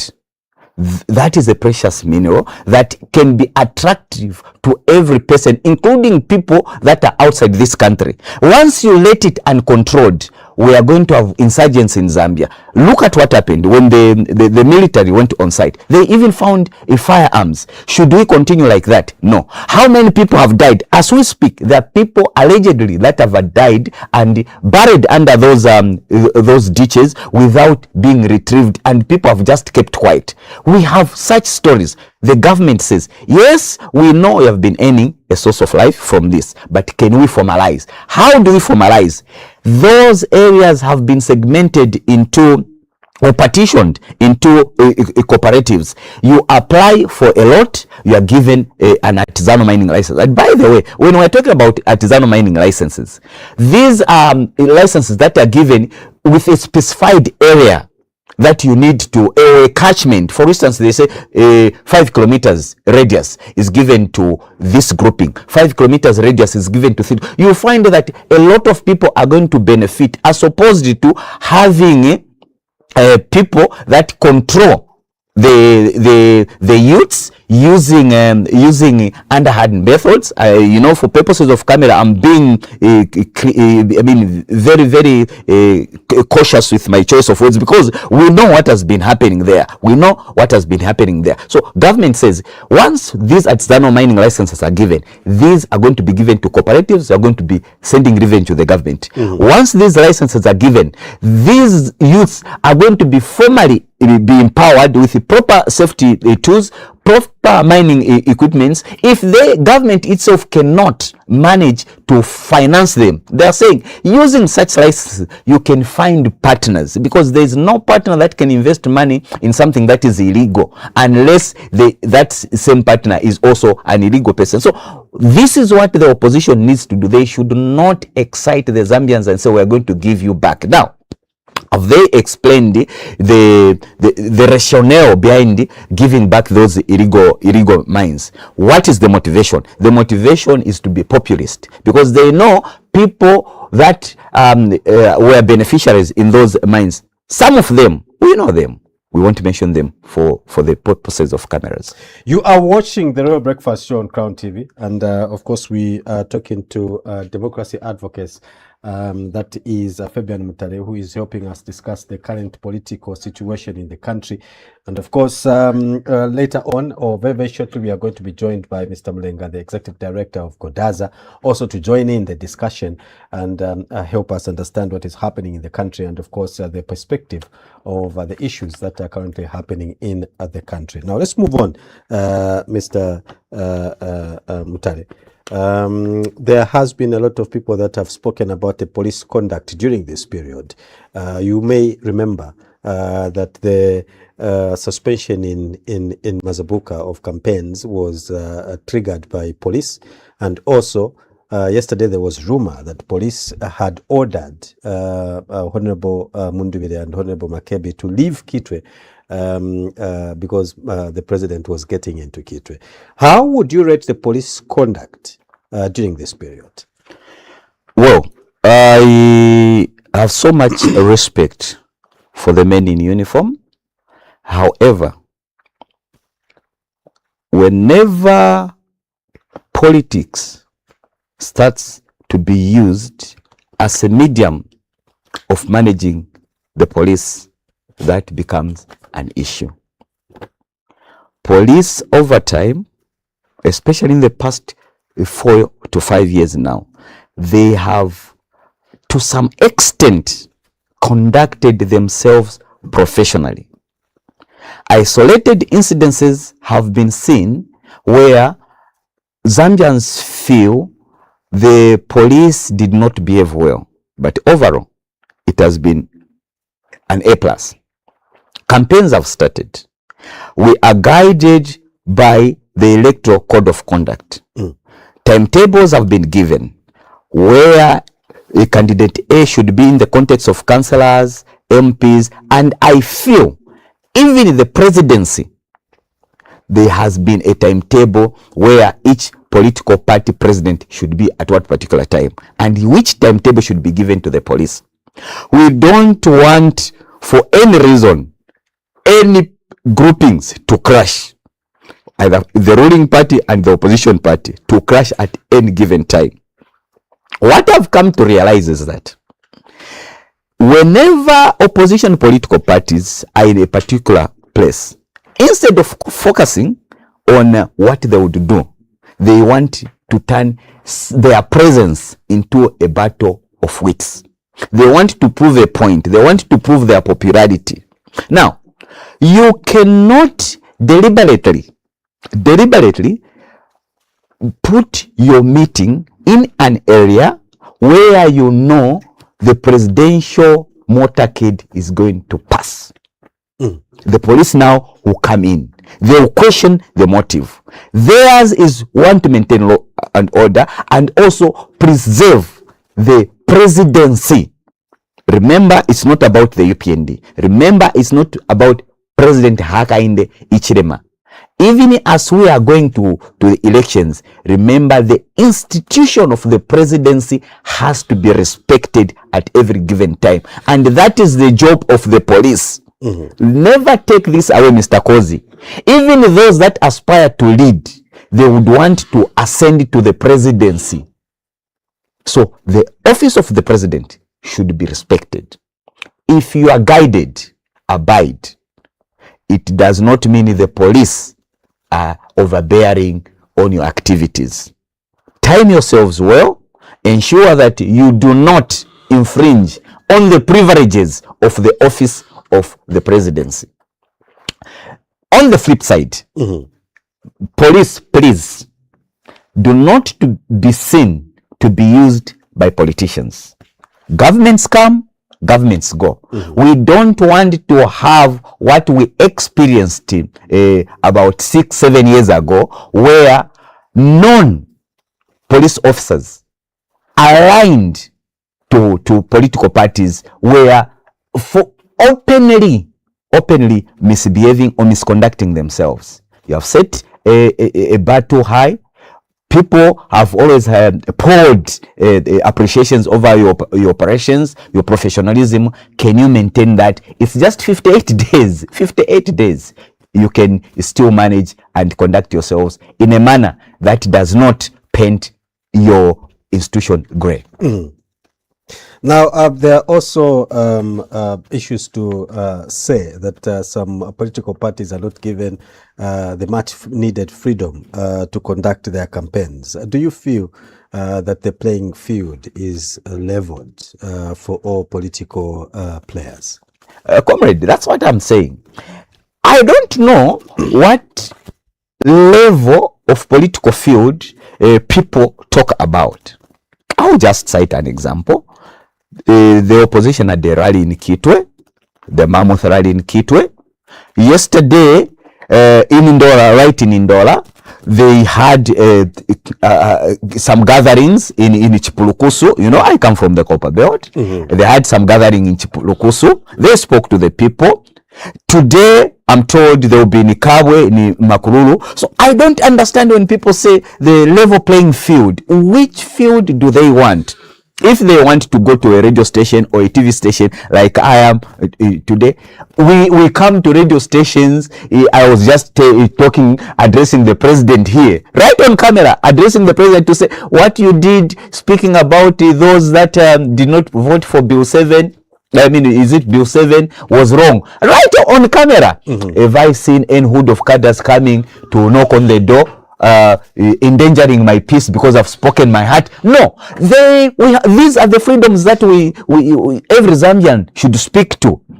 the opposition can equally use such platforms to speak to the Zambians. They have been using them freely. No opposition political party. Of course, we heard of some isolated instances in the past, but during this period, I've never heard of any opposition political party that has been stopped from holding a TV program, from holding a radio program, or worse still, having it and be disturbed by cadres. So these are the freedoms that the Zambians were looking forward to. So when you say the level, the playing field has not been leveled, maybe I need to be lectured on that one. Let those that are claiming the political landscape has not been leveled, I need to be told. Remember, I speak here with authority because I was one of the victims.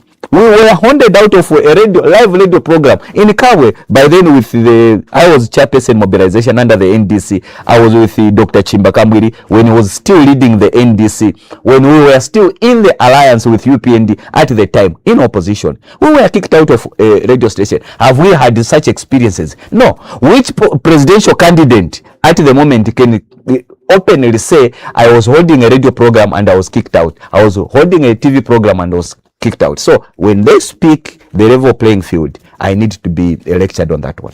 You can join the conversation on 0979-958392. You can call that particular number and give us your thoughts as regards what we're discussing this morning. We are featuring a democracy advocate, and this is Fabian Mutale, who is helping us to understand and just get his perspective on the political landscape. We have a caller on the line. Hello, good morning.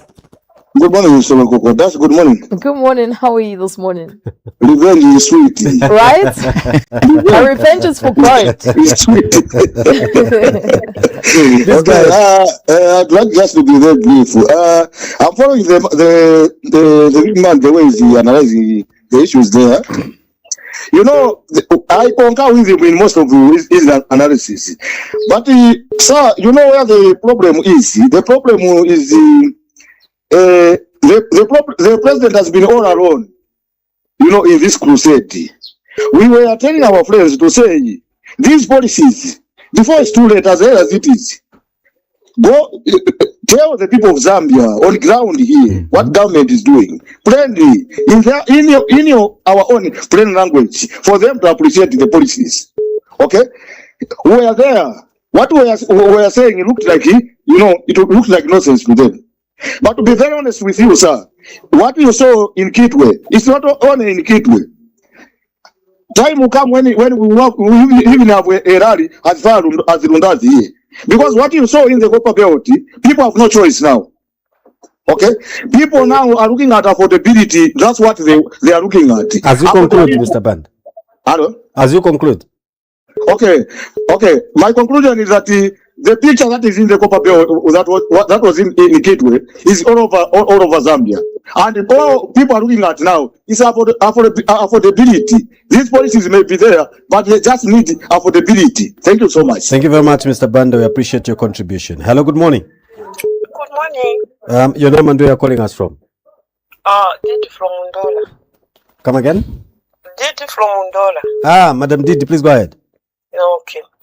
On Saturday, let me tell exactly what happened on KPF. Kitwe. Rally for National Reconciliation. Bamayo bekala paka weche mupe pipalia. So nadia mkuba muna na konge. Mbole file chitika kudilali. Alokula landati ni AI kuipofere nshita. Kwadi umuntu. Isofi nefile landa abantu po bafikire. Na bafika hapa bi. Wandini fwe bale mwenechi lectura. Na bafika hapa bi. UPND pull up your socks. Mwimola tichali cha kusekesha chili kulia. Techa kusekesha, techa kuangala, te AI. Umuntu, alefu ayo, apu afikile ni change. Alela nde, fintu ifingi nga wamu palame, fintu ifingi. Nga wamu palame ule chita investigate. Fota tuya tuilange, kuyo ule chita fe investigate, mwibumba, ule umfwa longa kwa listampidi, kabili kutu mwafurubi. Nicho ba polisi bali bumba, winopantu wabantu bali fula. Hello, ba opposition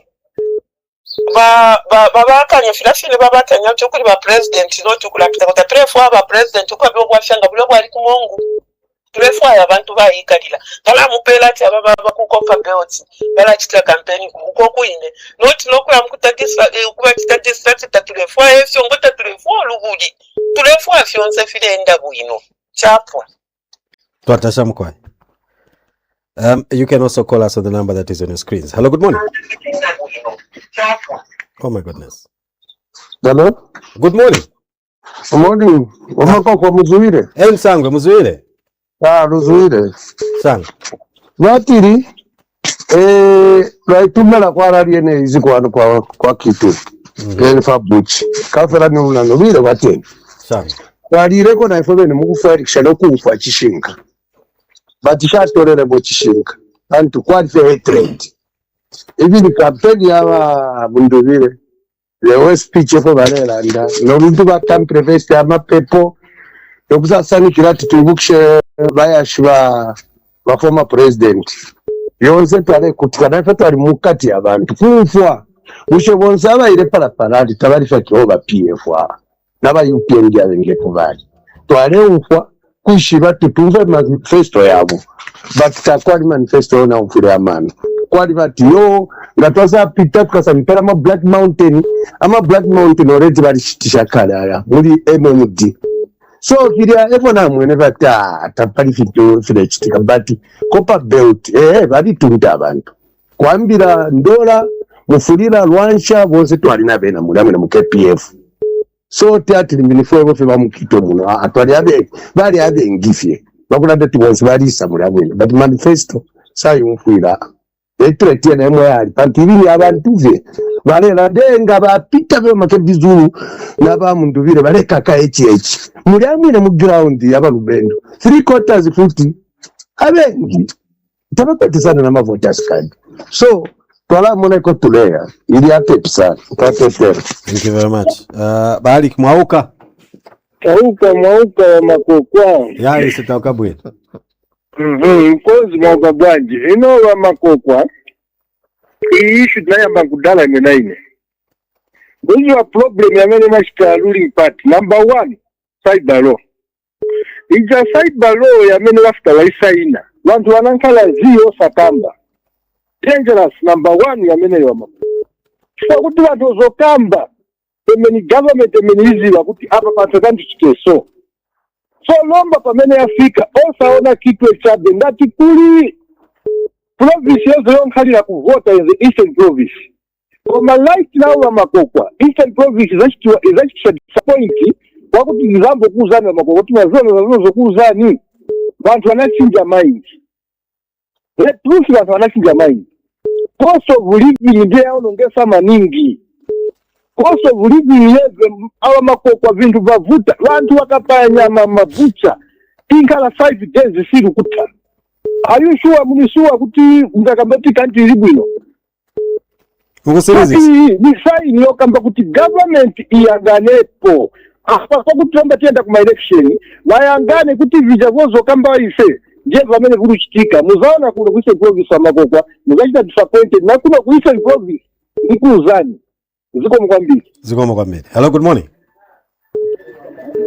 Hello, good morning. Hello. Hello, good morning. Hello, mwauka bwanji uko? Tauka, mamake anjera pa garden. Mamake anjera pa garden, ali bwino anjera? Ali chabe bwino anjera, kaya imo muri bwanji wonse ku studio ko. Awe chabe bwino pitirizana mamake anjera? Aure kana ifetigwire ko yamene yakukitwe. Yamene ikari kubasokoneza rose ba believer, beze kuitamba enze live. But wakungoona mongati ni AI.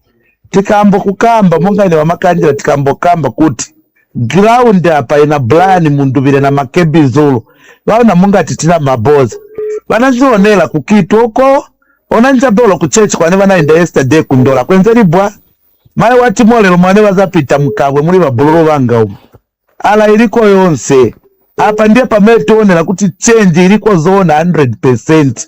Si wanatushe kwa bantu but bantu kumvera chabebu nokuti President Mundubile na Makebi Zulu bali kuno kukitwe ndiye baja bantu ane munaona ero banzatu na manje siba believer Yala nangu pa 13 August Brian Mundubile kaforming government. So as a believer because Brian Mundubile anveka muri tawi ngono chabe ni Mundubile na Makebi. Ina ni mankala mu field work muno mwatu muloma. Tikangenamo na chitangala chilando MP watu. Bantu bamere bazachokera. Bati banzato anga bapita. Kulibe na okonka bamera bali mu ruling party kulibe. Apa change ilipo. So wanatunche bantu CAI yenze live ija 100%. Ni Makebi na Mundubile zikomo. Zikomo kambira make Angela. Mr. Mtale, we have heard how people are thinking, what people are thinking about the rally. But maybe before you react, let's bring in the last caller so that you may just react to all of them. Hello, good morning. Good morning, Ronald. Yes, Mr. Chireshe, please go ahead. Thank you, Mr. Mtale. Good morning. Morning, Mr. Chireshe. Thank you so much. Is that Mr. Chireshe Machina? Yes, you have explained very well, especially when it comes to the unopposed members of parliament from our camp. It's clear that if you and I we are fighting and tufumineng under you, why do they want us to continue fighting? Na twaisa ikala pamo hao wa mtale oketie ntuchiteso. Ninganda yeso. Because this is where now people are driving the agenda of no, you cannot go unopposed. We have got this year we are expecting to have presidential aspirant. How many? Is it 14? Where are the list? Because unless they are saying all of them they fielded the candidate, then we bought them. Then that's where now we can see there is a problem there. But as long as it's our infight. If you're much parana na Mike, it's our own. No one should come in and say, why have you done this? Because they have agreed to say, in every house there is misunderstanding. We know the games that they are playing. That rally in Kitwe is not intimidating the UPND. Because most of them, even the message, what worries me most, I'm telling you, if you were there, is the message that we are giving the people of Kitwe. In that message, I can tell you that there is no hope to say if these guys they can come back in power, they have got the solution to the challenges that the Copperbelt has it, which the president has managed. The Copperbelt. Look, the message is about promising them to go back to the old ways. You heard what they were saying. Oh, we'll give you this. The same way they did it to Lungu to have, is it KCM? To just now getting money from the mining company to be sharing amongst ourselves. As you conclude, UPND government, as I conclude, the UPND government has looked at the large border of how anyone should benefit from this, but them they are always looking at they berries to be filled. What kind of readers are we expecting? That's why you can be, instead of going in the market to promise to marketeer to boost the economy with some cash, you are saying to get some pera wa mazembe market. You have failed to use that mazembe in Mporokoso to do the roads in Mporokoso, which you have procured using CDF fund. Then where are you going to get the money to procure and give him a mazembe to a marketeer? No message. Thank you so much. Thank you very much. I appreciate your contribution. Mr. Mtale, what would be your quick reaction? My quick reaction to that is on messaging. I want the UPND to now pick a leaf from what happened in Kitwe. The masses went to listen to the message. What message they were given is what the UPND should ride on. Right now, the UPND should galvanize all their party members to go and explain the 5 pillars as per their manifesto. All the UPND functionaries should go and explain the 7 set goals by the president, which will generate $65 billion for this nation.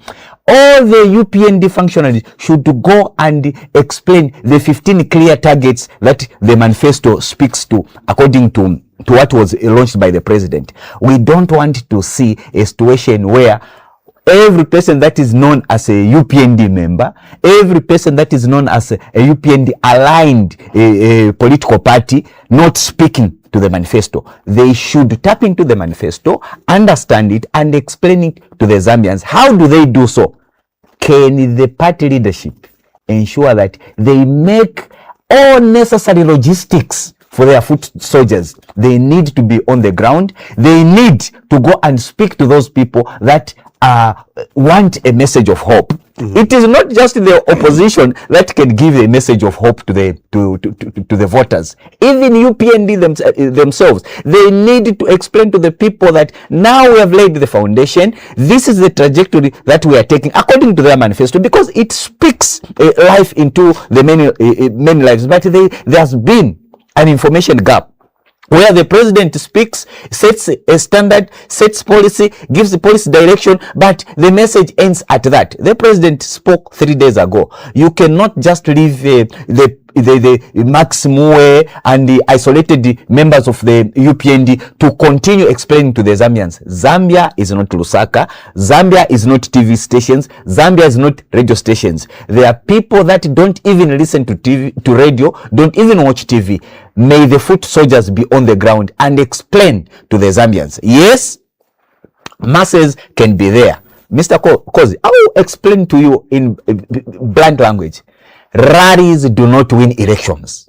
Rallies do not win elections. Yes, it's about perception. They want to create a narrative, but rallies have never won elections. If it were so, UPND was not going to win the 2021 elections. We saw such numbers, but that should not also make the UPND relax, because as long as numbers continue rising, as long as the opposition realize that they need to give a good message of hope, which they have not yet even given the Zambians 58 days before elections, it will be bad for the UPND. Let them wake up. This should give them a knee-jerk reaction. Let them delegate. Like the Bible said, Jesus Christ, when he was living, he said, go and preach this message and make sure that it reaches to the end of earth. And he said, look, I'm with you all the way. The president said, this is the manifesto that I've given you.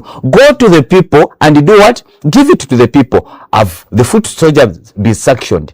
He appointed all the Zambians, all the party members as his campaign managers. What did he give them? He gave them the manifesto, just like Jesus gave the humankind the Bible, the good word.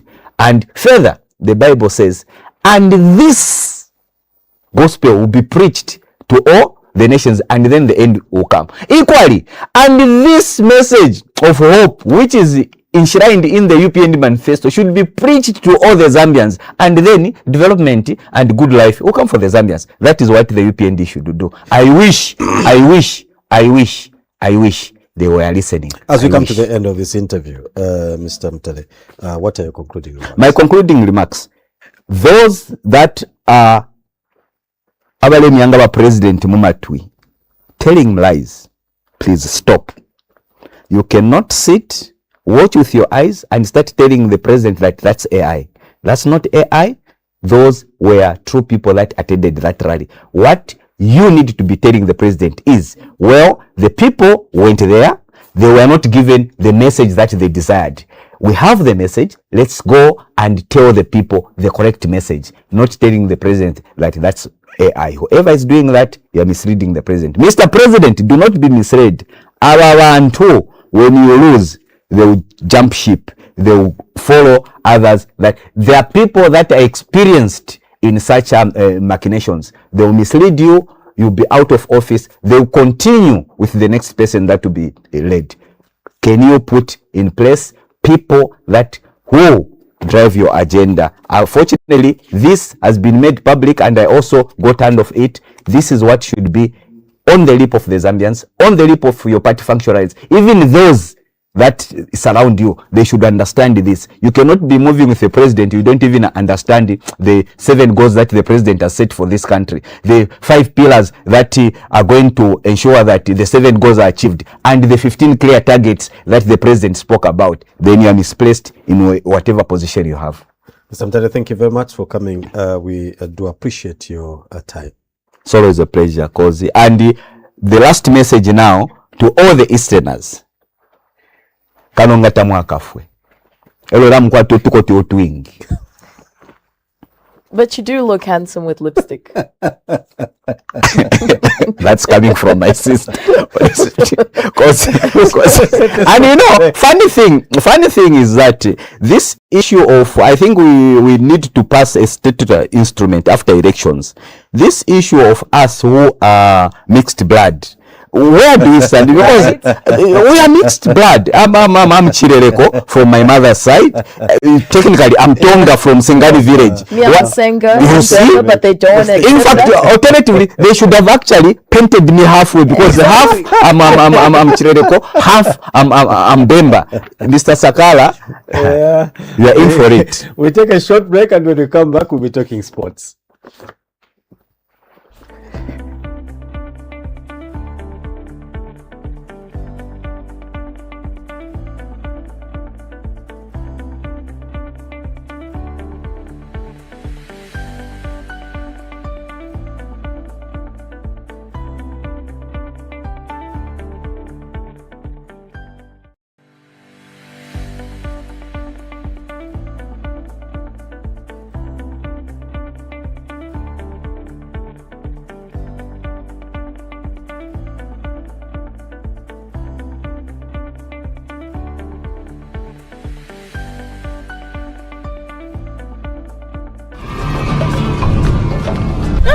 Ulefwaya usende atia munani pati iyi nshirapusha nokutunga shuwa Alala kentrande na imwe. Mana nwamingisha nomba munganda? Ha? Mana nwamingisha munganda? Tabaina pakulala ero fili fulu. Tabaina kuningalalira mwanziyo. Nalaisa zomunzaka mana. Vipu fili chalo kense kukosa vendasa kama na fyo mweobi. Abantu abalefu efyupo muno mu kyalo bengi sana. Nomba ina wamwisa nali upo hapa. Ina ne ali kunombera ine pano wafe. Olwo abantu abaleta mboti bakweba. Ati kweba ati ine nshau papo. Nshakwatapo mwana. Ine ninjipelesha kulima nga muli serious. Munjo ati ndi serious. Kozi ine chilafuwa kusebana kuchalo. Kuti wana pa beneka. Ibo mlefa kupa ine. Ngakwalo mwana kashuwa isunga pano pachalo. Pona aba. Vingani na imwe. Waza pikira re vingani. Amene.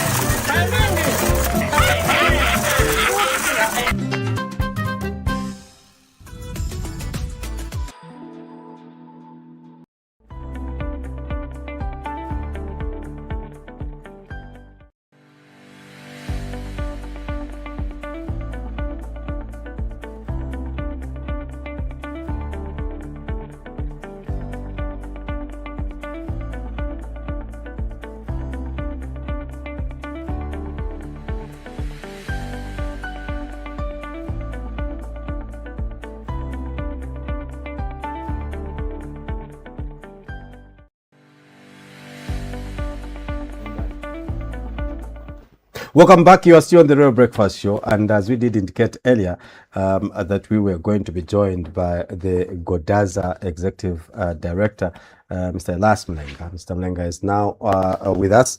Mr. Mlenga, thank you very much for joining us. Good morning, and welcome to the Real Breakfast Show. Good morning, thank you, and good morning, listeners.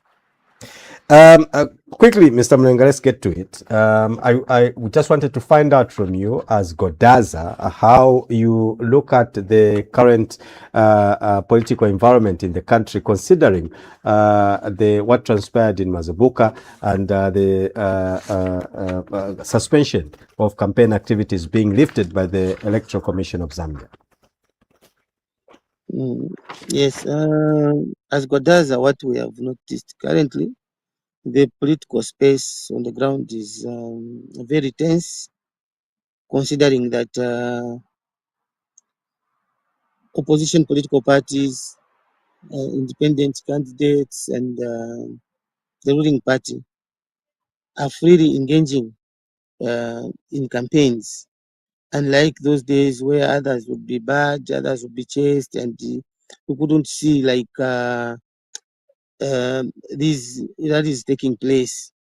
You cannot compare what is happening now and what happened in the past. It's like the door to political space has opened for everyone to compete. There's now competition, unlike in the times where people were told, no, there's COVID, you cannot move out, you cannot campaign, you cannot gather, you cannot meet and stuff like that. People are holding campaigns in the closed doors and in the bushes. But now it is open. This is when we are going to see now what the true campaign is supposed to be like. And we want to see democracy prevailing. What we saw in Mazabuka and what we have seen in other cross sections of the country, we have seen some pockets of violence here and there. Of course, in democracy, you expect such because it is not everyone that would agree to one thing. Others have different views, and it is from those different views that we get into these fracases that we are seeing. And it is healthy for democracy. Now, Mr. Elias, it's Ndashi here. President Hichilema recently declined to sign the public gathering bill, saying it needs more consultation.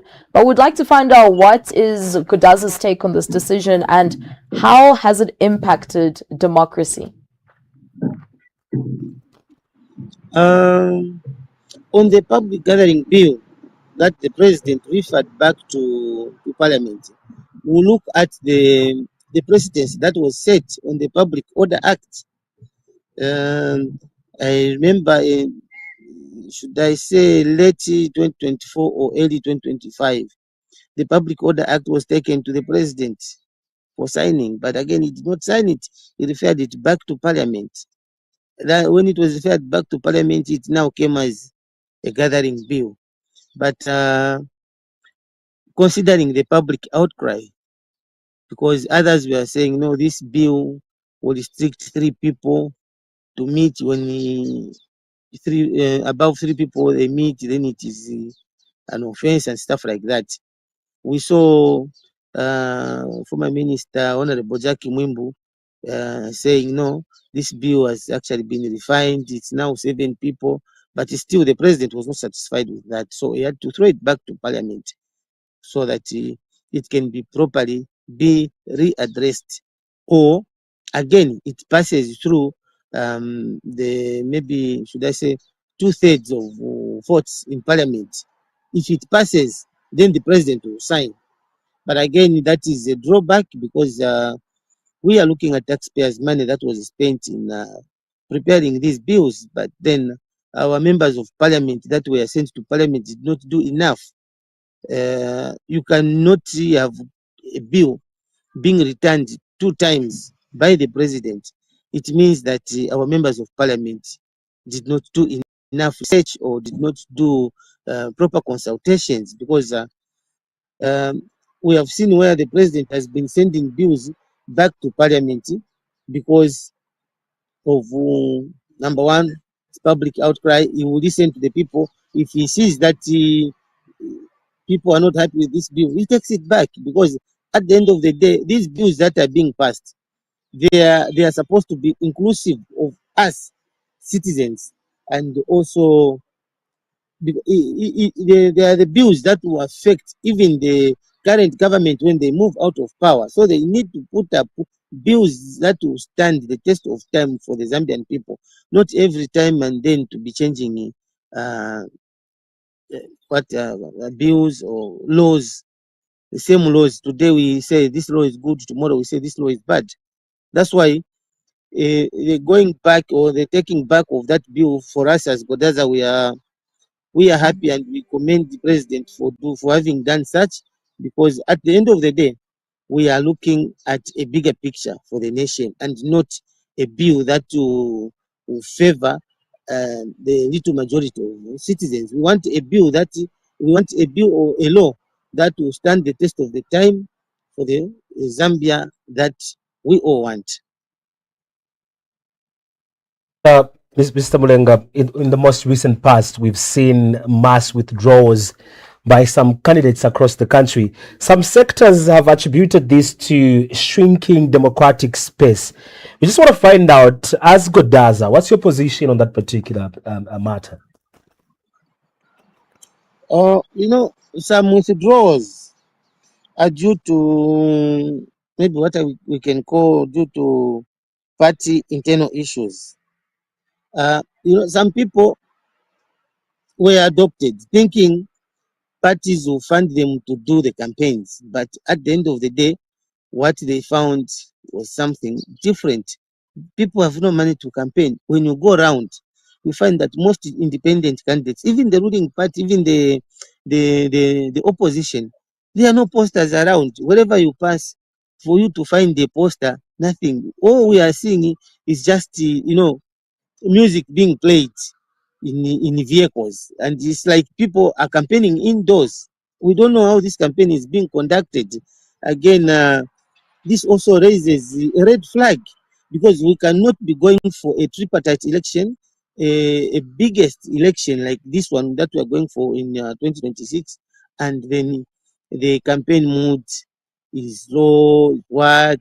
Even what we were seeing yesterday, like what we experienced in Quito, where we saw a lot of people gathering, meeting, there was no safety of the people. That's why we as the Godaza, we even appealed to the commanding officer for Copperbelt province to ensure that safety of the people comes first, because we don't want an election that is going to have issues where lives are lost. We saw people traveling from all the 10 districts of Copperbelt going to Quito without proper safety measures. Buses were full, trucks were moving, and registered vehicles, and there was lawlessness on the roads. But of course, it is allowed to gather, it is allowed to meet, and but let the safety of the people be the first issue to look at, because if we are going to move on this same trajectory, then we are going to have a problem. So we would want to see to it that people that are engaged in campaigns put proper funds in place so that they ensure the safety of their supporters, safety of their campaigns, and also just putting just everything in order. Campaigns should be in an orderly manner. Recently, we just saw when the president was launching the UPND campaigns at Mulungushi there, he gave a directive on how they are going to do things, just as Makebi and Mundubile did it yesterday. But then, after that, what's next? We want to see continuity. We want to see people campaigning freely. We want to see people moving with campaign messages, because for now, what people are talking about, we are hearing people are saying change, people are saying continuity, but there isn't proper message that people can talk about to say this is what these people are talking about. What we need where we are as a country is development. So Zambians now, they want to hear something that is progressive, not something that is coming out just from without, because somebody was not adopted, started campaigning this party. Because this party did not adopt you, started campaigning this individual. No. There should be an orderliness. There should be order in the country. For time, we hope to continue engaging on issues to do with governance of this country.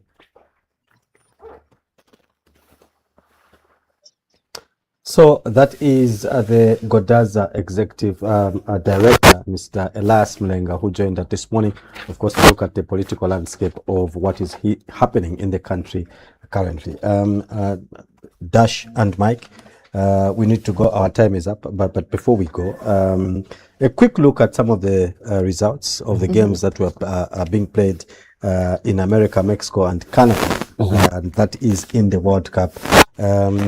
I think that I must mention that Mike, you are smiling. I'm laughing actually. Laughing. Yeah. I must indicate that I was super impressed with Morocco. Yeah. When they took on Brazil. I think that was the high intensity game that I've seen at the World Cup so far. And that's what I was actually talking about on Sports Chat with my guest, Muke. I told him, he said that it was going to be a straight up victory, 3-1 to Brazil. But I said Morocco is the number one country in Africa. It's ranked number one in Africa. And then the world standings, Brazil is ranked 6th, Morocco is ranked 7th. So obviously, you know, those two teams being right next to each other on the country charts, the FIFA rankings, it wasn't going to be an easy one. And I'm so impressed that Morocco actually managed to, you know, bring it to Brazil. But then again, it's not the Brazil of 10 years ago. This is a completely different Brazil. And, you know, it's the fact that they've got so many superstars and they're not really playing as a unit. And you saw how Vinicius Jr., you know, sort of took it to the mantle and sort of put the team on his shoulders to say, I can carry the team. You should have said the Real Madrid winger. Oh yeah, that's where she but he's not a Champions League winner. But yes, I don't know if you saw the goal. The goal was fantastic. It was a solo effort, but I really do feel that the only way that Brazil can go all the way is if they play as a unit and not as individuals. Mateus Cunha also had a good game, but I saw some jabs on social media saying that it's not Burnley every weekend that you're playing. They're actually good teams that you're playing against. Morocco had a fantastic 18-year-old Bouadi, who played in the midfield, and a lot of people think that he bossed the midfield. No, he really did. And he's actually one of the youngest players to feature in this edition's World Cup. But like I said, it's quite an interesting group there. Haiti being the underdogs, they actually played against Scotland over the weekend, and Scotland were 1-0 victors. So it's going to be quite interesting. The other African team that was in action is Ivory Coast. They were playing Ecuador this morning, and they did manage a late goal.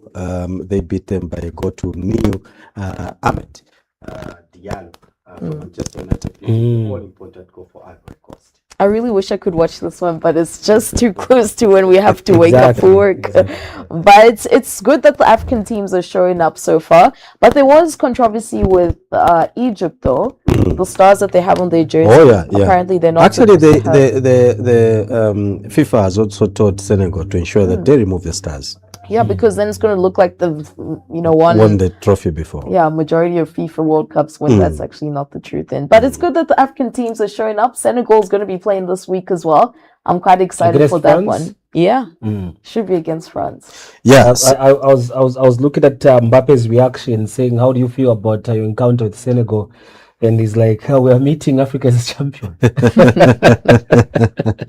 meeting with African champions. Okay. Another African team that did not receive the much needed support from Africans is South Africa. They were beaten in the opening game 2-0 by Mexico. 2 red cards, 1 yellow card. Lots of controversy behind that one. And it was supposed to be a special one because it was 10 years after the initial first match that they had played against each other. Or not 10 years, actually more than that, 16 years. Since they'd played in South Africa.